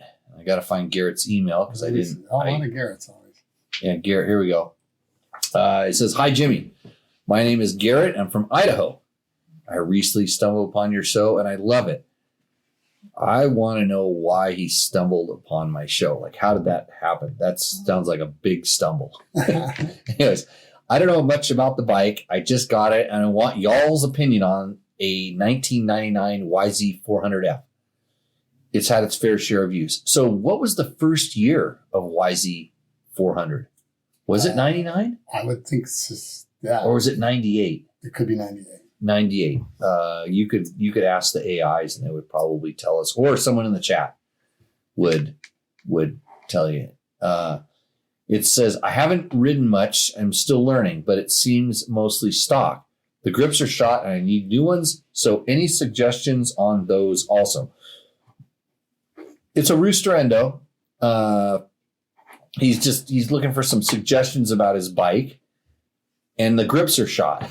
I mean, I stick with the local Vegas grip builder. The grip. Amy. Okay, yeah. Yep. Those are good grips. I love them. Yeah. I have always been a smaller diameter grip guy, and Amy actually makes a lot of really good larger grip diameter grips. And I knew I used to ride mountain bikes with them, and here I used to own the BMX World and all that. Yeah, back in the day. And they're still a sponsor of Johnny Campbell with a lot of his stuff, and so good grips. I like the half waffles. They got those too. Yeah, and I like I always kind of like the Renthal ones, and then there was Pro Grip had some really good grip compounds that are like 1998 is the first year of the YZ400. There we go, got that. So I remember riding this bike. I remember I was just blown away because I'd ridden XR 400s and I'd ridden Husabergs and Huskies, and KTM was just coming out with their RFS platform at this time, and the KTM was electric start at the time, and the Yamaha was kickstart. So this Chariot is a definitely I want to say to some point almost like collector's item worthy. Yeah, it's a monumental. Yeah, they're kind of cool bikes. And here's the offer I was going to make him. I would like to. I don't want to buy it. No. Okay. The bike has an E-line stator in it. That's dangerous. Mark can see the picture. He's watching it on the big screen. His eyes are still focusing after the tequila. What kind of tequila tonight, Mark? Mark's kind of sharp eye. Yeah, you don't have. I might have mezcal in a moment. I might have some of my illegal mezcal here. So I want to compare one of those to a current YZ450. Oh, yeah, right. I'd like to get one that's relatively stock as could, as close to stock as possible. I know some of the other media outlets have been doing some of these things with Honda 450s and a couple different ones. I would actually like to go back to the original YZ400 and just to see how far they have come. Because you think about it, the YZ250 from this time has not changed all that much. No. It went to aluminum frame, and so this is the same thing. This is an old steel framed bike, and you compare it to the modern one, but we're looking at 25 years ago, and to me that seems like kind of yesterday. 4-strokes. But this bike's kind of the bike that started the modern day 4-stroke race bikes, right? Well, it can be argued that KTM was in there a little bit, or not KTM, it was Husaberg. Husaberg and Husky. And we're in there kind of doing it Just early. didn't have the American presence, maybe. Yeah. I mean, they were racing in the GPs over in Europe. Yeah. It was in the 500 because there was a 500 GP, and when we were getting rid of they were trying to figure out how to fit this into the 250 two-stroke class at the time. Yeah. So, this bike just roosts for its pure sentimental value in some things. But let me tell you there was interesting stuff. So that front brake routing, that's the old Yamaha that used to go down underneath the front of the fork leg. There was a patent on the what you see every bike now doing, where it just kind of curves and goes straight to the caliper. Right. I remember this. Honda had the patent on that. Oh, that okay. shorter brake routing, and those were a bitch to bleed. They didn't work. Let's zoom in and see if we can get a look at that E-line cover, if that's what it is. Yeah, it does look like an E-line one or a billet, some sort of cover. Yeah. And maybe he did zoom in. I remember those aluminum things. I don't know why the swing arm's painted black. That's a little sketchy. Tire, or Tire's pretty square. Did they paint the chain guide blue, or is it a TM Design Works or something like that? It kind of looks like an older TM Design Works one. Yeah. It's got the billet blue shifter tip on it. That carburetor full of hoses. Yeah. God knows that thing's probably worn out, but yeah. I know. The good thing is that it's sketchy on the stand though. the positioning on the scan's a little off. It's sketchy. You might, it might have still been, when he heard the show, it might have still been light out up in Idaho, and he ran outside and got that nice, because you kind of see the sunset starting to happen. Got some clouds and stuff. Yeah, it could be some clouds in there. That aluminum skid plate's got to go, because that can affect the handling quite a bit. But yeah, grips. What would I go with? Does it have the Pro Taper bars or something? I thought so, Let's go ahead and pull this photo up here. We're looking at a screen that's like literally halfway across the room to get this. You'd think we would be better than this, but no, my bad. Yeah, older. I rode a 426. Got it ran bad though. Yeah, I always liked the 400s better than I didn't like the 426 versions for a while, and then the first 450 wasn't bad, but then they tried to give it like a lot of extra power, and then it got bad. I kind of had love-hate a relationship with them, because at the time, when Honda got into it and Honda started making really good ones, and Suzuki had, everybody was making, Kawasaki was kind of late to the game, and then when Kawasaki came, they killed it with their, and then all of a sudden there was a whole barrage of these different bikes available. So Garrett, you win. And that bike roosts, man. Yeah, I want to say roost just on the fact that you're gonna fix it up, and you're new to riding, and get out there and ride. You're gonna be kickstarting, which is a real pain in the ass, especially if that pilot jet's But maybe plugged. everybody should kind of experience that for a while before they can appreciate it. Because if you just start with an E-Start, you're not going to appreciate it. Yeah, if you started on a brand new bike, you're gonna miss out on so much of the experience that'll For sure. make you appreciate what we've got going there. Mm. You're still working on the No. Let's try the illegal mezcal. Is this Victor approved or? I don't know if Victor's had it. This was sent to me from He sent a list of stuff. I know. And Tim's Bike says the Pro Grip Rally foam grips are his favorite. They are mine too, as a matter of fact, on my long distance bikes. Sorry, like on a This, they're big. because I run Flex Handlebars, Fast Company Flex Handlebars, another proud sponsor of the show. We're thinking about going doing the Fast Company 440, Yeah, they're Maybe. endurance race. the endurance race. We did it last year. In Mesquite a couple weeks from now. We were primed to dominate. Oh, it's We were gonna win that thing, and I we're don't really know. having fun. I don't know what happened to the rest of my team. I don't want to say they let me down, but I got us. Well, remember you started on a 125, I so know, you but- could give yourself the least advantage possible.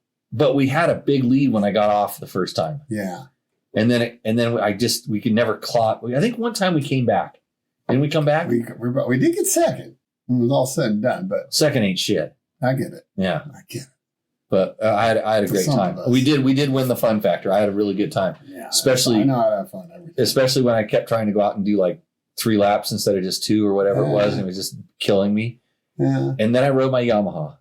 And so I started on my YZ125. With some crazy teal plastics.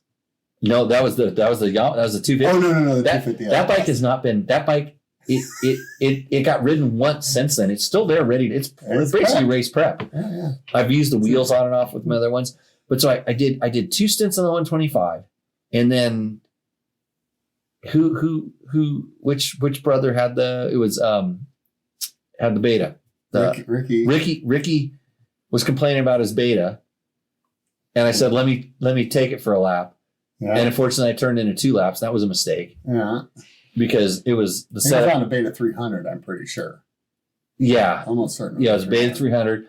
He had a suspension setup that was like completely opposite of what I typically like. Mm-hmm. But it was He done. never did like It was done by Dynamic Dirt. Dynamic Dirt Sportsman Cycle Mm-hmm. on Boulder Highway. And it was done because I don't know where the setting came from, but Ricky thought that was his setting. And I said, hey, let's do this. And we did some pretty drastic stuff. Yeah. Because it was Which I think his kid raced a hard enduro on it just before that or something like that. yeah, I don't know where that thing came from, but we made it way better. Mm-hmm. And then I'm like, I'm not riding it because they're like, hey, it works way better. And I'm like, I know it has to. But then I went and I got my Yamaha YZ250 FX. Holy shit, was that bike so good. That was just it was just had that little bit extra power to carry the front end over the bumps, and it's still light, wasn't heavy like the Beta felt, and not that the Beta's heavy, it just compared to this 254 stroke, and it was teal plastic, so everybody thought I was riding like a girl or something. I don't know. Good times. But back to the grips, Rally foam grips. I'm going to try those on. I just put them on my Tenere. Love them on those. I'm going to try them on some of my dirt bikes, like my bikes that I ride tracks on, and the stuff that I do more aggressive trail riding on, because I have them on all my rally style bikes and all my dual sporty stuff and all my adventure stuff. And I'm going to see if I can migrate down and see, because I want to see what happens when they get wet or they get kind of muddy or dirty or something like that. In rally, it's really not a problem, and I haven't noticed it on some of my enduro bikes when it's been wet. So we'll see. But those things are a bitch to get on. They are. You will get blisters on your hands putting them on. You won't get blisters when you're riding, but you'll get blisters on your hand when you're putting those damn things on. And I heat them up with a heat gun, and I use because mine don't have ends on them. No, but you make an end. Oh, you make an end and it pop. Oh, really? And it's still a struggle. Oh, wow. Okay, I'll try that next I time. have a technique. I didn't think about that. Yeah. Because I used WD-40 on my last one. Hey, I had it gets you a I had it lubed up because everybody thinks, isn't that slippery? Well, WD-40 actually works like a glue after about 20 hours. Oh, It starts sticking that stuff on. I would never guess that. So kind of like thing. Let's see. The bars don't say what brand they are, says Garrett. And someone sprayed bed liner on the swing arm. That's cool in 99, maybe. And Mark's got the Milagro Reposado. That's pretty good. What? I was going to look and see if I had. No, that's the different one. That's Class Azul because it looks like the Milagro model. Okay. So bars don't say what brand they are. Probably some cheap Chinese brand. Sometimes those bikes, when they get kind of tossed down the line, you just replace with whatever you can replace with. Hey, when you send your email, let's that one might be just a little too thrash to get it because I could literally, Yamaha will probably give me a lot of the parts to freshen that thing up to make it, back to stock. We did this back at Dirt Rider Magazine way back in the day. We did a 2008, a 2005, and a 2002 CRF 450, and we made them like brand new off the showroom stockers, tires and everything. And it was really cool to see the difference and to put them up against. Yeah. So, Mark Daniels, Rally foam grips. I can only find them from Rally Management Services. I have been able to get them through Rocky Mountain. By the way, if you want to support this podcast, you can also click through our link on our website at dirtbiketest.com. There's a thing that says support us. And we have little things you can click through on Amazon. You can click through on Rocky Mountain. You can also, if you want to register a vehicle, you can click through on Dirt Legal. And on each one of those things, we get a little small commission, and it pays for my bad tequila habit. Yeah. So you can say that you're part of the problem. Bad habit, good tequila. Maybe a better way to say Mezcal, actually. it. Yeah. It's definitely a shift in gears. That's like in between the tequila I just had and the brandy that we had a little bit earlier. We spoiled ourselves with that bourbon now. Yeah, bourbon. That's what I meant. Bourbon. Yeah, we spoiled ourselves. It all starts with a B. That stuff is really good. Frey Ranch, if you want to sponsor this podcast, I'm right here in Pahrump, Nevada. I know there's crazy rules with all that alcohol advertising, but I'm sure we can work something out on the down low. So, okay. I thought I had Mark nailed it. Talked about that stator cover. Okay. The stator covers of Baja designs, but they were made by E-Line. We ran those in our YZ250 in the Baja 1000, 2003, 2004 in class 21. Which class was 21? That's 250. I can't remember the classes anymore. Were they not very good? The E-Lines? They were the only game in town. Yeah. That was a problem. Is like, because you actually doubled the stators, Yeah. and they had like an extra rotor, an internal rotor, or it was crazy the stuff we had to do to run lights back in the day. Oh, I know the lights. Because we were running halogen lights, Yeah, so 100-watt bulbs and Like stuff. 100 watts. Yeah, so Like a lot of power. that's why we were able to win night races on XR600s, because the XR600 had a big ass ignition in it. It pumped out lots of power. It was easy to get a lot of power, and now they're making all of these new wave 4-strokes, all light and small, compact. There's no room. The 2-strokes, there was no room to do stuff like that. So E-Line was making these big ignitions for Hondas and Yamahas and stuff like that back in the day. So I see. They sold them through Baja Designs, probably with a light kit and stuff. Right. Yeah. Okay. Good question. Let's see. Class 20 was the real 250 class, not this limited 450 BS. Now, hey, Mark, we are on the same page here. What does he mean by that? Now you have they have a, I don't even know what it is. There's like a limited 450 class. So it maybe means the 450 can't be more than 450, but it's not really a 250 class. Yeah. I got pissed off because when we went down to race our XR 100 in the Baja 500, Yeah. we wanted to ride the 125 class. And they go, no 125 class anymore. You guys ride 250. And it was, still a 250 class. So I think it was class 21 back then, because it was 21, 22. I don't know. I can't remember. It was just, and then if you were on the open class, you ran a 600 number. Right. Was the number for the bike. So it was always, 624, 620, 6.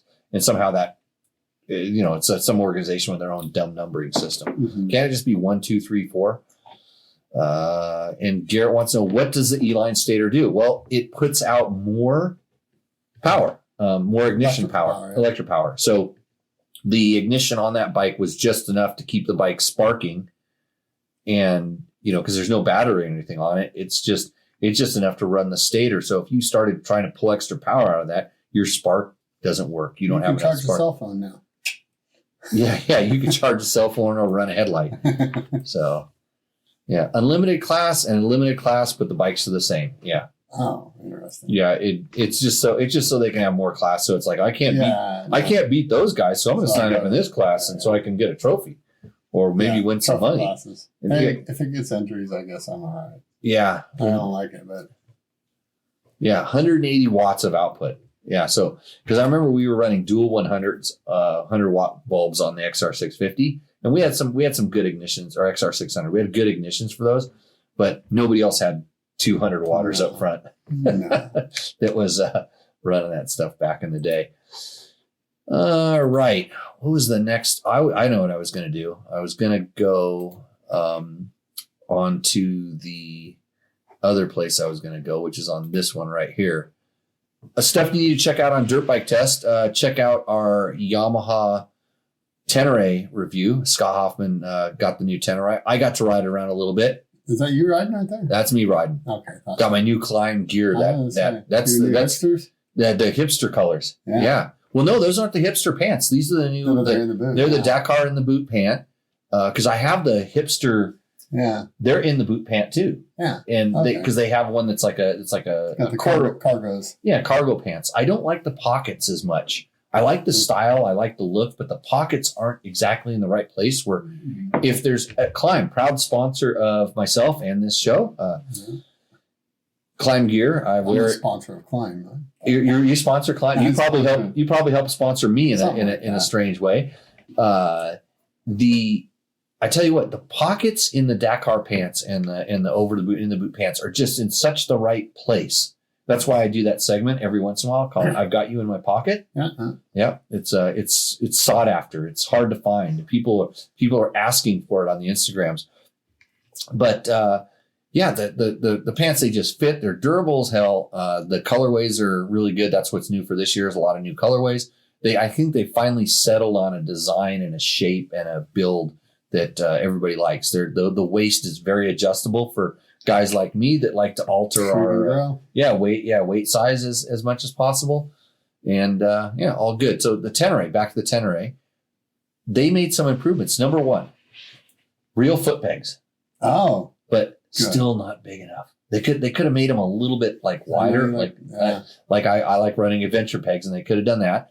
But they did real foot pegs, and they also moved the clutch cover. So where the activation arm for the clutch cover is, it's now rotated forward. So you know how that thing touches your calf? Yeah. You're kind of right below your knee. Yeah. It's not there anymore. Oh. It's forward. So it has a new cable and so it didn't really change the function that much from what I could tell. It's just the position of it. So it was easier to kind of get your leg in there and help maneuver the bike. I thought that was a big improvement. They've done something to the suspension. I think it got a little bit longer stroke travel. So the suspension seems like it's funny. It's a little bit closer to the stuff that I have on my bike now. Speaking of suspension, And- TBT wants to get you some. Oh, let's Yeah. get you a suspension to test. You can go Okay, to Adventure World. I can test that. I mean, that's something I that can't remember his name. You know him though, right? I think so. Yeah, Yeah. He does all the D37 guys. right. And a lot of there, NGPC it's guys. not hard.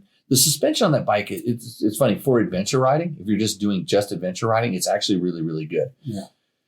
Problem is you talk to most quote journalists or people that hop on adventure bikes, they all of a sudden think they're going to want to smash into stuff and they want to, ride it like a dirt bike. And you can make that setting and that bike becomes horrible on the kind of dirt roads and the stuff that you actually really ride. Especially when you get into the UTV bumps. Mhm. I've ridden so many, oh bro, dude, I got this suspension set up. And then whether it's a complete swap out with, A-kit stuff. I've ridden a bike with like A-kit stuff slapped onto it. I've ridden factory rally bikes. I've ridden every range of adventure bike you could possibly think. And I've ridden the stuff that Öhlins just sent to slap on your BMW or slap on your KTM 950. I've ridden all this stuff. And the Öhlins stuff, frankly, was some of the worst because it wasn't set up at all. Huh. It was like I think they sent it to you knowing that you're gonna. It's supposed to go through the guy that sells it to you, and I think he's supposed to valve it. It's like supposed to be valved. Like it's a generic valve or whatever. Yeah, it just like blows through the stroke. It was really bad, and you think, oh, it's got to be better. No, it was worse. Then on my Tenere, I currently have a set of stuff that's TourTech stuff, and it's not their highest line stuff. It's the one that's designed for adventure bike riding, because their higher line stuff, I think they had it set up so the guys could smash into things. Dude, you don't know how fast I'm on my adventure bike.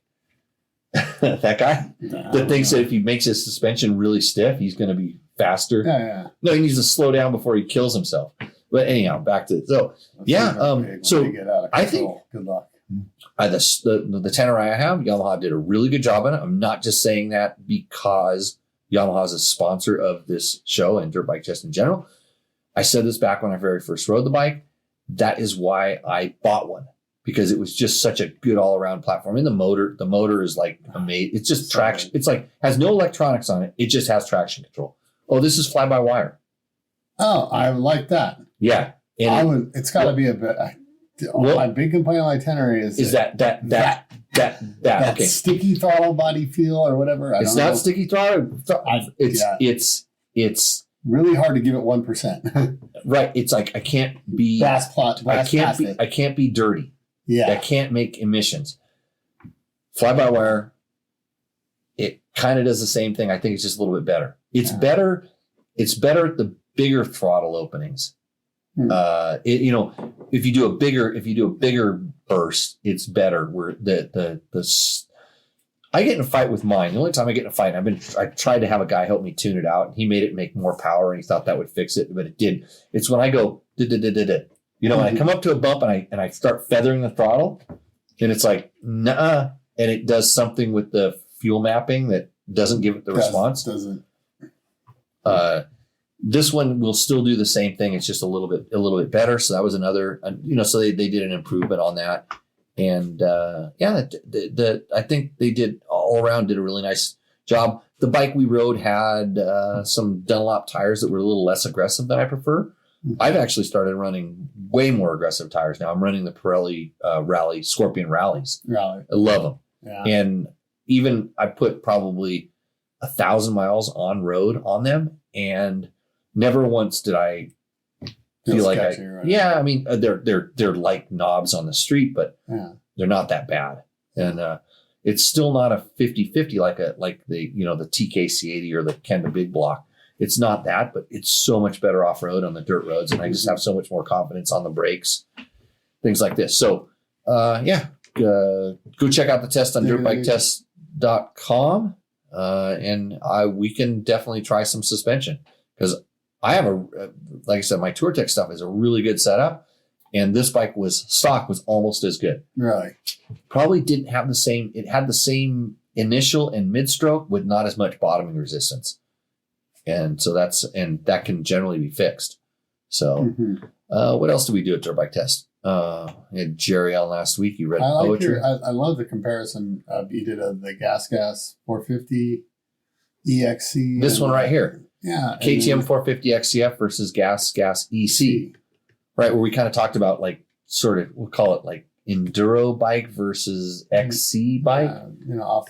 Competition bike versus more competition versus more trail bike, I guess. Yeah. Well, thanks. Yeah, I like that. That's a cool thing to know, because I didn't know we did it.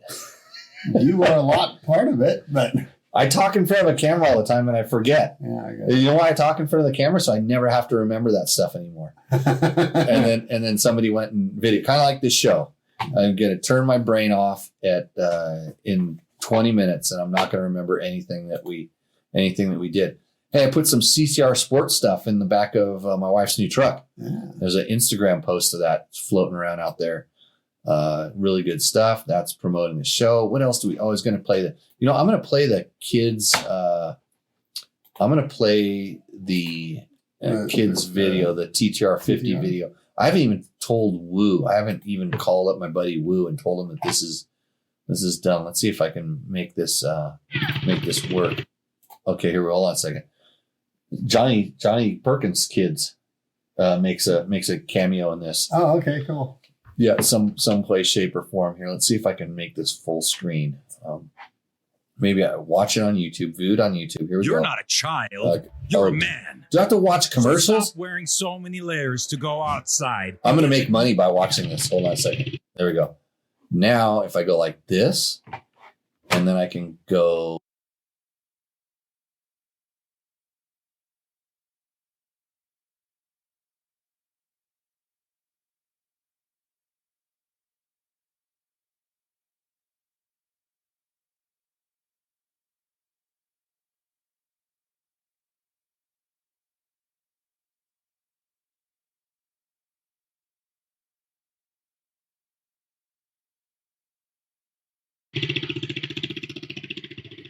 Hey, bud, what do you think? Yeah? It's the maximum amount of words you got for. You're going to get to ride brand new Yamaha TTR 50. What do you think? Yeah. One more time? Yeah. You're stoked? Best day of your life? Okay. This is Yamaha's TTR50, and in typical dirt bike test fashion, we were going to tell you how it worked.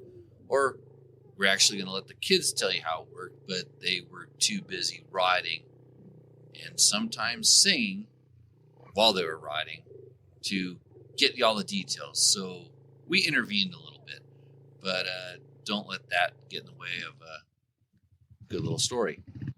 Hi, my name is Jack Wool, and today we will be riding a Yamaha TTR 50. And that could clearly be how deep the kids would get into it, although they mostly had smiles on their face. The TTR 50 retails for about $1,900. It weighs about 130 pounds. It's got an indestructible air-cooled 50cc electric start 3-speed transmission motor with an automatic clutch. It's got little 10-inch wheels. It's a very robust build. It's the kind of thing that'll just run forever. And they thought about stuff. Kid-sized levers and handlebars. And it also has a key. So if you need to take away the key when the kids are bad, you can do that. And you can go to the Yamaha website to learn all the information you would need to know. So we put it in the hands of the professional test riders that didn't know that they were professional test riders. I like that it's electric start and that it has a soft seat, and I like that it has good suspension. And they told us about all the important things, of course. So what you really need to know is these bikes are really for learning and for getting introduced to the off-road world, which in our world is everything. And coming from this background, I know that it's not all fun and games, and especially when we're talking with parents, they're like, what happens if they tip over? What happens if they crash? What happens if they get hurt?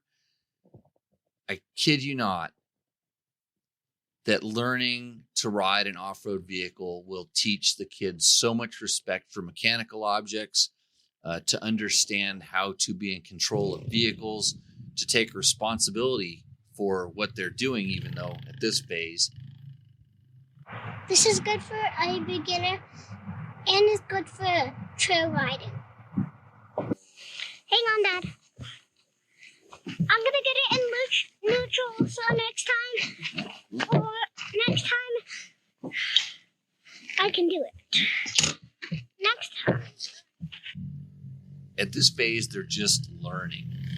And we're going to run a little video clip here of Jack, who got ambitious and went out. He was riding with his brother, got into a little bit more difficult trail where he had tipped over, and noticed his brother wasn't around. And he got his bike picked back up. He got going again.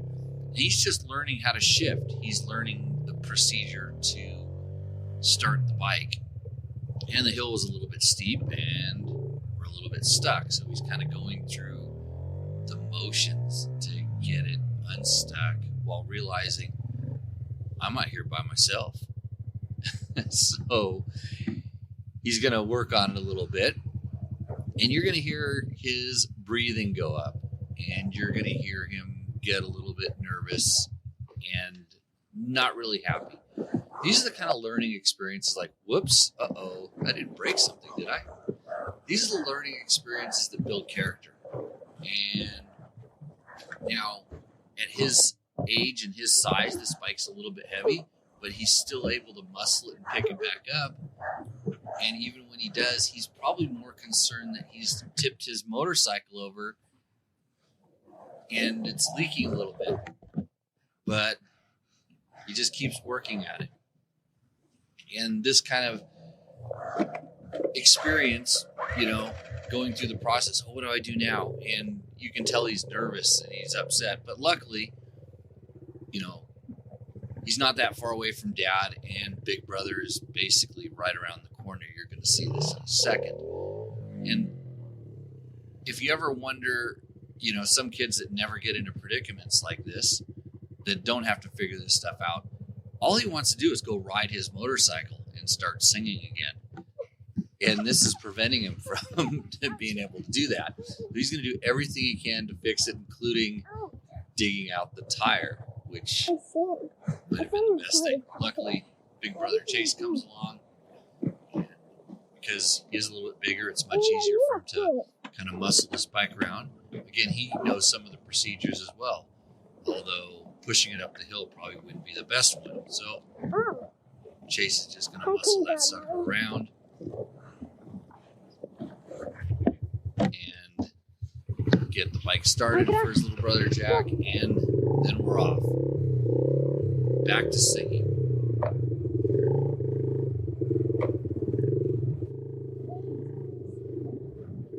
So these are building blocks, and this is what a Yamaha TTR 50 is great for doing. It's the kind of bike that you put gas in it and never worry about it, even when it tips over every once in a while. Because you just pick it up and get going again. The TTR 50 comes after the PW 50 in Yamaha's lineup. It's a little bit heavier. It has the 3-speed transmission and the electric start, which the kids really did appreciate quite a bit. It's going to get them going down the path of riding motorcycles. It's a lot of fun, and as you can tell, it just sings right along. Thanks to Jack Wu for helping us out and the Perkins boys. And with that, we will see us singing out on the trail. Cheers. Hang on, I forgot the type of horse Jack. And today Jack Wu.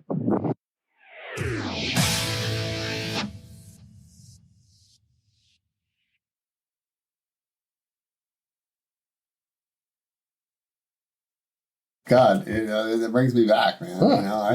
You know, I had a kid out there going through all that, and it just, I'm almost emotional over it. Yeah, I just watch all your kids. It's kind of funny because that was really. You watch them go from that, not knowing what to do, and it's such life lessons on dirt bikes. That was hard to because I didn't have any bike test. Like it wasn't a whole lot of bike tests there. Well, no, like, what is there to test on a bike like that in reality? It's gonna never break. It's just they're right. As a dad who had a kid who's now 20 racing bikes and was 4 years old. He was doing that. The one mistake I kind of made was put him on a lot of more competition bikes and not enough trail bikes. Yeah, and so those kids. He was that age. He was riding a KTM 50, and it was not bulletproof. Those guys can put hours and hours on bikes. I mean, that kid is 3 months from that. He's now riding a KTM 50. Yeah. He had one before. He kind of didn't like it. I get that. And he got on this and then was able to play with it. I think some of his buddies had electric ones. And Chris was telling me, he goes, all those kids are out riding the battery on electric ones. Oh, there's no way that the battery can keep up. With what nobody can put hours on a bike like a 5-year-old, yeah, 6-year-old, yeah, 7-year-old. They'll spin a circle around your motorhome or whatever, and just run out of gas and run out of gas and run out of just until they fall asleep on it. This is how I met Kendall Norman. This is how I met the kid that fired me from Dirt Rider. Oh, yeah, because they were throwing rocks at my truck and riding a 50 around the truck. But Kendall Norman riding laps around my truck at a race because his dad was out there racing, and these guys that just rode and rode and rode, and so. But anyways, I just like I just said, it builds character. Like if you think that kid's out there and riding a dirt bike, which is kind of a little bit dangerous, it teaches them this kind of respect for this stuff. It's what they want to do. Like they will rake leaves. They will get good grades in school. Yeah. They will do stuff to be able to go do that. But if they don't have something like that, that's kind of a positive thing, they will go break glass someplace. They will find out what a cigarette is like. I mean, probably that's not cool anymore. That's my age. No. Yeah, you can always grab something from the store and stick it in your pocket and try to run away, because that's kind of exciting too. There's a lot of bad things you can do that are just as exciting as a dirt bike, but the dirt bike actually can lead to positive things if done properly. Oh, I'm here to tell you, my son is who he is today because of disappearing in the desert and getting himself out of it. Yeah. From the time he was 5 years old or whatever, and still doing it now. And he's a great human. Yeah, I said, hey, where's Logan? He's like, out riding dirt bikes, and I'm like, right on. Yeah. So, He's a great human over it. I mean, and it's that. Yeah. So got a couple questions back in here, but anyways, that's our share that video around. That's Tell great your friends video. it's on our dirt bike test, especially if you have Fantastic. kids that are friends that have kids of that age. Oh, I'm scared. Why should I put them on dirt bikes? They just show them that kid tipped over. I almost did a little bit of a highlight reel of him just bang, bang, bang, bang, just kind of tipping over because I had someone, but I'm like, I don't like to show tipping over at all. It just No, but it happens. But Sure. in that video, he was tipping over, and Dad, you didn't see Dad come running into the picture. No, let him pick it up. He started digging. He started trying. He'll learn that that's maybe not the secret. And there next was time. a couple of them that it's funny because Dad was videoing him, and he did a little, lost the front end. He kind of washed out in a turn, and Dad right away. Dad puts the camera down. And he kind of starts walking over there. The kid bounces back up, and he's like, "You okay, bud? Yeah, okay, yeah." It's kind of like. And you hear it in the kid's voice. Dad, I just want to keep riding. don't take it away from me. Mhm. Yeah, because I bet the plastic. Yeah. I don't care. Yeah. So anyhow, back to these questions. Let's see. Waist size is equal to calories intake. Mas Pacifico por flavor. Hey Mark, check this out. You thought you were all special with your Milagro. It's not like this stuff is just I'm going with the Blanco, by the way. Next pour if I get there tonight. We'll see how it goes. Probably not. Let's see. Shimmy. Oh no, you missed one more. Oh, from Mark. when is Yamaha going to bring the World Raid 1008 to the USA? That's a good question. I don't know. I asked about that a couple years ago when they first saw that thing, but I think that's kind of a special. It's like a kit built bike. I think it's actually they build those in Europe someplace. So they're not gonna take a stock platform into it. Yamaha France is, and there's a couple other manufacturers. They have a way of like getting most of the bike there, and then they assemble it there, and it has to do with import duties and tariffs and things like that, which we should get pretty familiar with these days. But how much different is that? It's hugely. It has like real tanks, has real rally style tanks, and there's I think upgraded suspension. So there's quite a bit of stuff, but it's more like a kit, but it's actually assembled properly. And I don't see that happening here because it just doesn't make sense on the financial scheme of things to them. It always seems like maybe a USA makes that it's harder for that type of thing to happen. Well, and then we have a whole set of emission standards, and if you change certain things, then it's if there's any sort of engine management or engine exhaust, anything like that, out the window. I was talking to Gary at Sportsman Cycle about their Beta Dual Sports, what they sell, and how they sell it here is then they sell a competition kit with it. Yep. And then you take all the parts off when it gets here, put them in the box and send them back, and then it shows up again on the next bike. Interesting. Things like so O2 sensors in there. He scrambled off a list of things like an exhaust with a literally. Yeah, you can't put your pinky in it. Yeah, and there's these are they have to come in the country this certain way, and they're not allowed to do it. You send it all back. Yeah, it's crazy. Yeah, it'd be I can see how the manufacturer can't do it. Maybe the dealer can do it. And it depends on which state the dealer's in, and all different kinds of things. Loophole stuff with that. Shimmy 277. I'm sorry we're a little late to getting your question, but you are. Oh, should I read that? Late to the party. Late to the party, but quick suspension question. Beta 300 race edition with KYBs. Been training on MX track. I'm 2 to 3 clicks from max compression, but still bottoming. Would adding oil help? On the fork, absolutely. Yeah, for sure on the fork. And how about give up those last 3 clicks, right? So nothing wrong with that, or no? I've heard people say you don't want to run them to the end. Yeah, you don't want to run them into the end. It really depends on the fork. I mean, on the old the Sachs stuff, I would not be that afraid of locking it all the way down, like closing it all the way up. But if I was there, I would for sure be talking to my suspension guy, possibly Gary at Dynamic Dirt. Cycle, which is at Sportsman Cycle. Sportsman Cycle on Boulder Highway in Las Vegas. I'll break to that. Hold on, let me check. Yeah, I would be sending it to my guy, and I would explain, hey, I'm at the end of this range. Can you put this back in the middle? And then see if you want to go even farther, or depending on how it works. But adding oil for sure on a Cahaba fork helps, but you just want to make sure you don't add too much, because then they if you add more than they tell you to, it's bad. It's a really bad lockout, the bottoming out sensation. Let's see how much you want to do. And from in my world, Cahaba is pretty good at kind of figuring out the balance.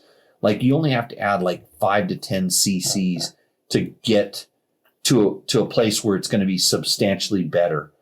But also knowing what I've known, and I have not pulled apart many betas with Cahaba suspension, but betas typically, I wouldn't say they have been the best at making sure their oil level heights are exactly on.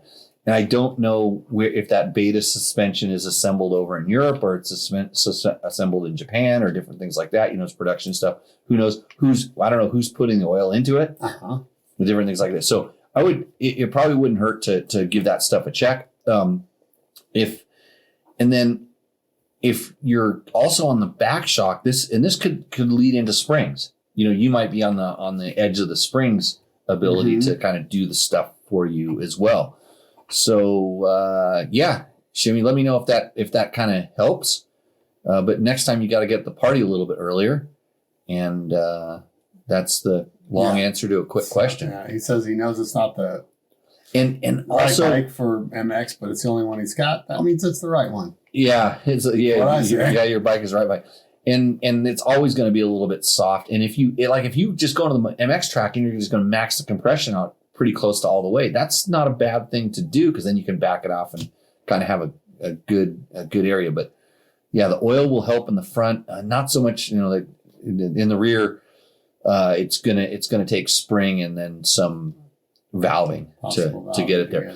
And I wouldn't be surprised if you could, because the betas have a stiff initial. My experience is their characteristics is stiffer initial, a lot of movement followed by they really try to have a progressive end of the stroke in their stock setup. And so I'm pretty sure you could find somebody that could work with the mid-stroke feeling of that bike and really help the bottoming out just overall. So yeah, well, thanks. You're welcome. That's why we're here, to answer a question like that with some level of authority. 9 out of 10 questions without referring to a reference manual. Okay. Anybody got anything else going on? Great show from Mark Daniels. Thanks, Mark. Any other? Well, we're past the point where I can read from Jerry's book, Coffee Brewed with a Graveyard Mist. I'd like to thank all 20 million of you who have tuned in. If every one of you could go to Amazon and buy a big screen TV tomorrow, and click through on the Amazon links, we would greatly appreciate it. And I will drive by in my Rolls Royce and wave at you. I'll have a Husaberg.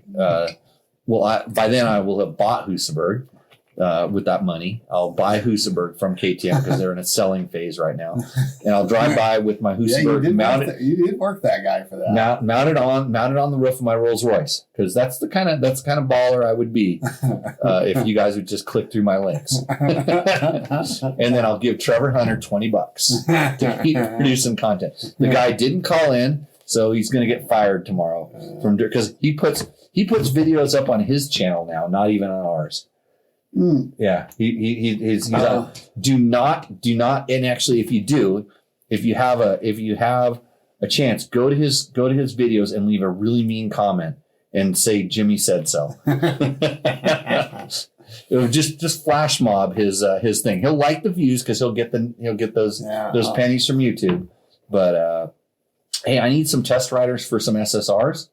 Yeah. So guys. If you know anybody that wants to come out and do Wheelie Boys. Yeah, Wheelie Boy pit bike. No, I want to test them like dirt bikes. I know, kidding. I ripped that thing at the Pahrump OHV park. That track is super fun. It looks it. Hey, it's one of the. Not to say that I had anything to do with that place, but yeah, you did. Though.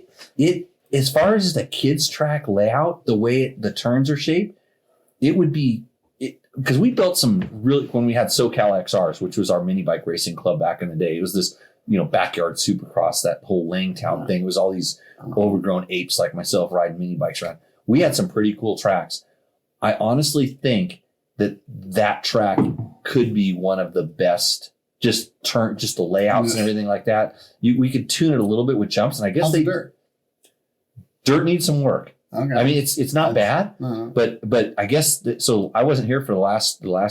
We had a Friday night ride. I guess is what we did, and I guess one of our guys went out there and really started working some of the dirt and with the help of the town and stuff like that. I heard it got a lot better, so it'd be amazing. But what a fun track. So if you have kids and you're in the Vegas area, right after you drop your suspension off at Sportsman Cycle, Dynamic Turf, Boulder Highway. Go see Gary. I think I got a full suspension. But the problem is nobody's going to listen to this show because I started sounding like an ad read the whole time. Oh, hey, product of the week, by the way. It's not 9:00 yet, so just hang out. Product of the week.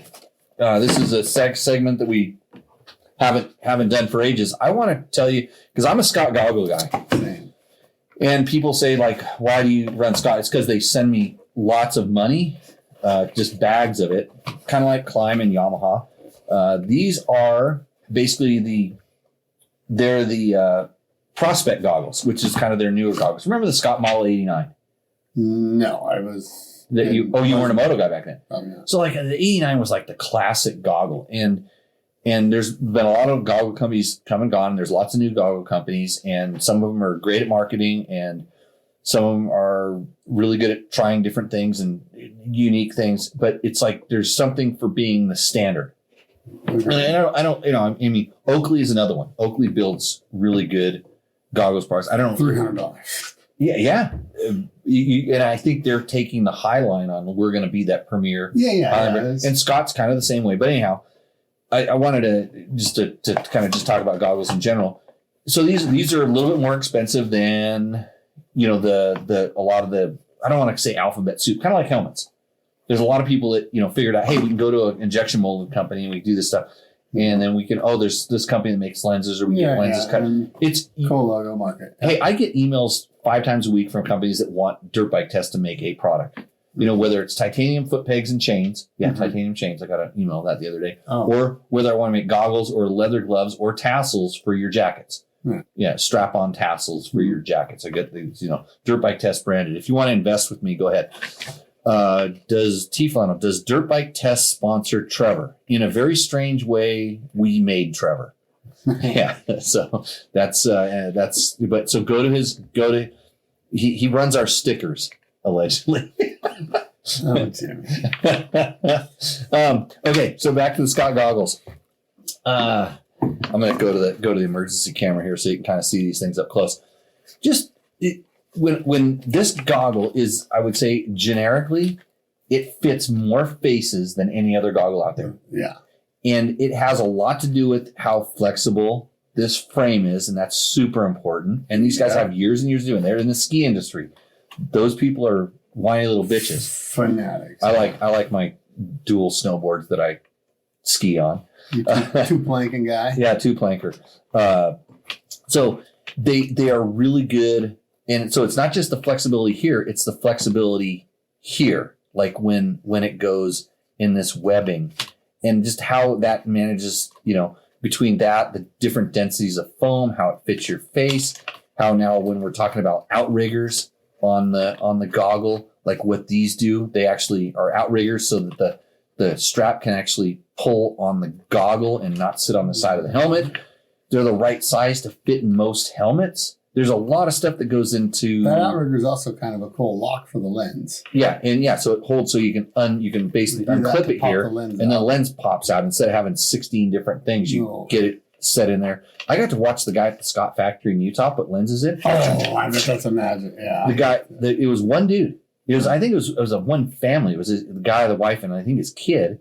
They were all there. Just did you say they're up in Utah? Right? They're in Utah. They were in Utah. I don't know if they're still there. I think they are. I think so. But anyhow, and I would say spend a couple extra shekels on their transitional lenses. The lens is amazing. So yeah, light sensitive lenses are in. Theirs is the one that works. So when I was a Pro Grip rider, when I was in my rally days, Pro Grip had the shit with the light transitions. They actually had a curved lens, which it was super expensive. You thought Oakleys were expensive. These things were insane. They're for factory rally riders. And luckily I got some of them. I had those things. And I remember telling the Scott guys, I'm like, hey, you got to check these guys' light sensitive stuff out. When I was kind of back in the free agent market, but it's come a long ways.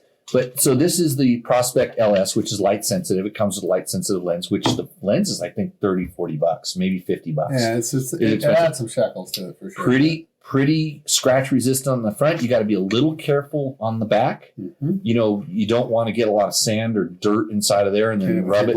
Yeah. But you can, it's funny, you can like really wash it out with water and like wash everything off and then just kind of let it dry itself out and it comes back to life. The no fog is another area where these guys have killed it forever.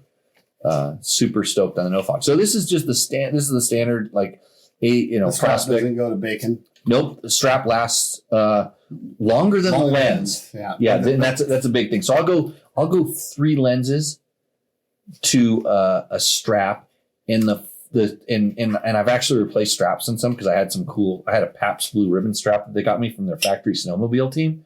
Oh man. Back in the day. Strap doesn't go to bacon. 1.5 foams to strap. So the foam's pretty robust too. And I have some toxic stuff that comes out of this particular body of mine. So anyways, but I want to show you something cool because I have this other one. And this is, and especially if you're a desert guy or a dual sport guy, this is the Scott Prospect Sand Dust goggle. I don't know anything about that. Well, here I'm gonna show you. Yeah, I'm excited. Just so you can see how I go to the wide camera here real quick. So I'm gonna just show you. Sounds like such a product read right now, but it's not. It's truth. Look at the top. I see it. It doesn't have nearly the amount of open venting, and even look around here. I see it. And quite a bit different, whatever they call that. Yeah. Just the. So I'm gonna go back to here and kind of show you. So on this one, look at the top here, how it's covered, and then if I pull this guy in here, and you can see how it's. There it is. Yeah, you can see how it's more open. The foam. A lot of venting up there. Yeah. Open foam. Yeah. So the dust LS, and so if you're a dual sport guy and you're wearing motocross goggles, I dare you to get a set of these. If you're doing dual sport adventure and you wear goggles, because sometimes I wear the face shield that comes down, and sometimes I wear goggles. Yeah. If I mistakenly grab this goggle and go adventure bike riding, it's that different. I hate myself. Really? If you ride in dust or if you're riding in the sand dunes, this goggle is amazing. So it's the same goggle. The frame is a little bit stiffer, but it's not anything you notice. It's still good, but it has just thicker foam all the way around. And we used to have to, in the old days, we'd oil the foam. Or whatever. Yeah. So when I go race with you guys at the Fast 440 and you guys get me put back in the pack a little bit, so I'm riding in the dust, I will be wearing the dust sand goggle because there is sand there. So I don't get especially when I'm riding Logan's 125 and just getting roosted. Yeah, I will be wearing this goggle with some, has the tear off posts and all the cool stuff.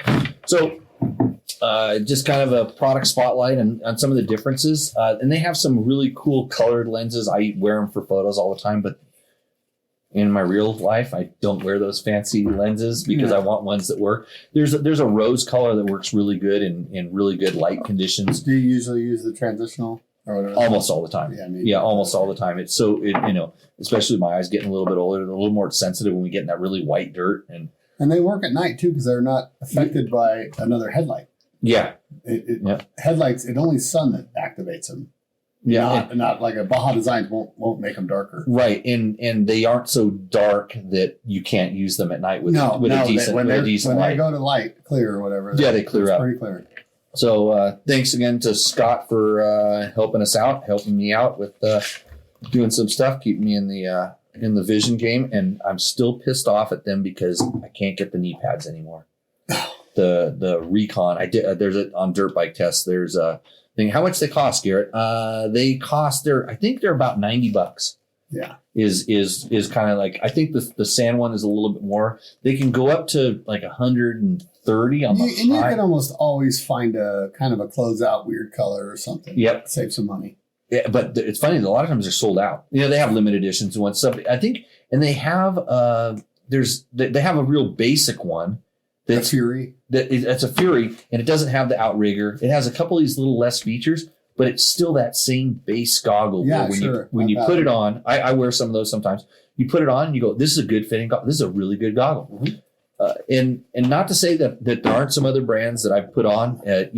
Climb makes goggles, and I'm a Climb guy, and I run these ones most of the time. I put the Climb goggle on this weekend. Oh, the nose bridge. I also like the nose bridge because Yeah, it's a long story, but we had a funny week about nose bridges and nose. oh yeah, well, Me and Logan, who never wears them, he goes, "You wore a nose bridge," and he goes, "God, I'm thankful." oh, you liked it.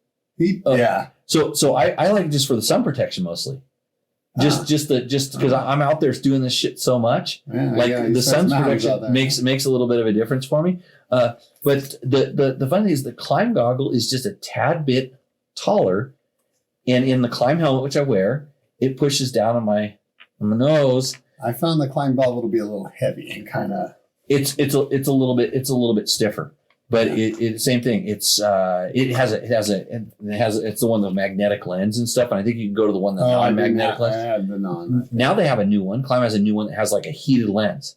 There you go. If they put their mind to it, Oh, there's no stopping. yeah, be careful. But I said I've had good luck with Oakley goggles. I have some 100% goggles that are pretty decent. I would just say the durability They bacon collar so bad. yeah on my 100% haven't been all that good. I've used some of the X brand, same sort of thing with the Straps wear out. the X, and that's EKX. Did my straps wear out on that? I think I can't. 100% the straps. Yeah. So just a little thing, just good, high quality, really good products. That's why I wanted to talk about them. So enough ad reads. It's not even an ad read. It's just, I just want to tell you some of the stuff. People always ask me, "Hey, what do you use for this? What do you use for that?" And that's what I use right there. Scott goggles. And you want to know There's so why much gear bouncing around. you this want to know place. why I did that right there? Why I had to do that? Because I need to use those goggles because I've worn out. Oh, my goggle situation's so bad. Yeah, I had a like Knowles was finally off the nationals. I'm like, good, I can get him because I used to just show up at races every once in a while, and he would literally Be there. he would be there and he would give me like the goggles that some of the pro riders, he has stacks of them for every pro ride, has 4 or 5 different setups. He would just hand me like 3 or 4 sets of goggles. It's still in the bag there. I have Andrew Short's goggles. It's funny. I didn't know Andrew that well as I know him now Before you do. back in the day. And it said Shorty Maine. Yeah. It was just written on the bag, and it was in case of a mud race, and it was a fully stacked with tear offs and roll offs and all that. Mhm. He just handed me. It's still sitting in there, and it's some old plaid goggle band. That was the Yeah. trendy color back in 2000 and 7, 8, 9, whenever it was. But I remember that. yeah, Don't says best goggles were Smith's Warp from 15 years ago. I was a Smith rider back in the day, and mostly because of roll offs.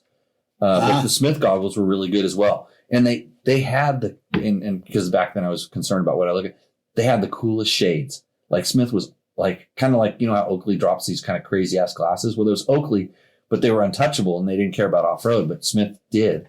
They were in the ski, snowboard, and I was into that stuff. But I was a Smith guy for a long time, and they had a good contingency program as well. Didn't hurt my pocketbook any. So Yeah, I if forgot about that. send me a contingency program right now, kind of like Sportsman Cycle. And, he's gonna have to watch this show. Oh, I'm gonna make sure. I might send you home with a set of suspension and drop off there and see if you can get it serviced. Because every one of my KTMs right now is a freaking pogo stick. And I got rally training coming up, and my 500s are in a big world of hurt. So they're all Mexicoed out, just and I don't even ride hoop-de-doos. So okay, Jimmy Tyler, I want to say thanks for coming out and helping me Happy to be here. do this Thanks, horrible guys. show. Thanks to Garrett for sending a Rooster Endo right now. Remember to send your Rooster Endo in because Yeah, next week I might do this again. yeah. We can, Send me a bottle of tequila. just put, when you send it, just say it's candy or toys, and it gets to me no problem. I think that's it for Fast Company, for Climb, for Bulletproof Designs, for Woodworks, my new bike sponsor, race sponsor. Yeah, I mean, last year I got entry fee. I won a pro race. I got third in a pro race. I got third in a pro. So I'm still national though, and it's still a professional motorcycle rider. So I like to thank one of my sponsors, Woodworks.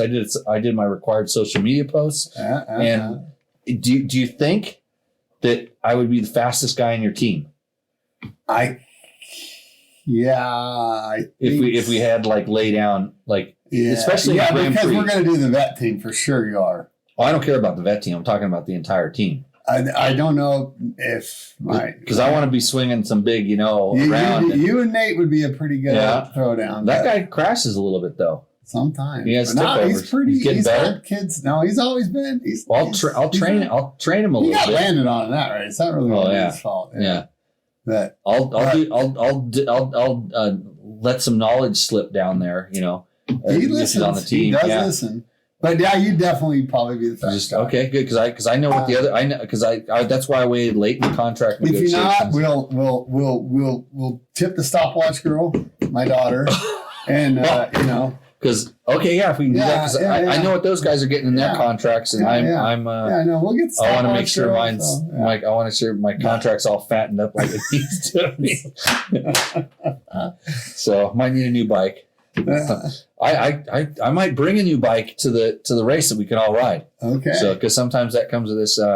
No thanks to Trevor Hunter testing thing. Yeah. So Trevor's vet. He's a junior vet. Yeah, right? He's... We get him on a team, and then that might make us pretty fast. Oh, so, okay, no poetry. What other sponsors did I forget already? Seat Concepts. Seat Concepts helps us out. Some stuff here. A Chirby's every once in a while. I need to talk to the Chirby's guy. What else we got up here? I can't remember anything else. Husaberg.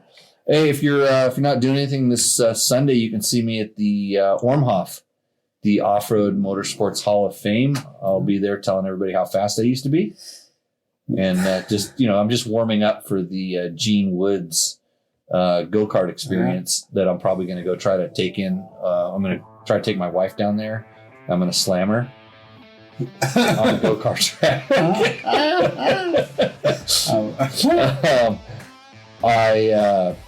But yeah, the Hot Shoe Hall of Fame is in January, and half-hearted. We're going to end this show with your question: does anyone make an adjustable chain guard so that I can put a larger rear sprocket on my 2025 WR250F?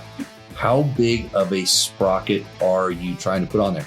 And I will tell you, speaking of at Chirby's, and I think TM Design Works also has sort of a 2-position thing on the. He means chain guide, right? Chain guide. Adjustable chain guard. Yeah, chain guide. The slider on the bottom. The chain. What? Chain guard. Yeah, okay. Yeah, chain. I would call it chain guide. Chain guide, chain guard. Yeah. Okay. And I was thinking the chain guards are on top of it. And so 53. Wow. You need to change your countershaft sprocket.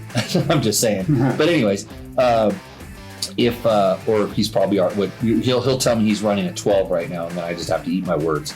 And then I'm going to go, where are you riding? And what deep, dark woods are you riding that you need that? But the TM Design Works, I believe, and the Chirby's ones have a 2-position thing on the tail so that you can actually switch the whole position and drop the back of the guide down. I'm pretty sure that those two things. So with that, I've used the last half of my brain cell, and with that, we will see you on the trail, guys. Yeah, now the hardest part of the show, I have to figure out how to turn this thing off. I kind of want to turn it off permanently, but I'll make it work here. Okay, see ya. If you liked what you saw in this video, come check us out over at dirtbiketest.com on the webs. We have bike tests, product tests, a lot of fresh dirt, and you can even support us by clicking through our links. Hopefully, we'll see you out in the trail.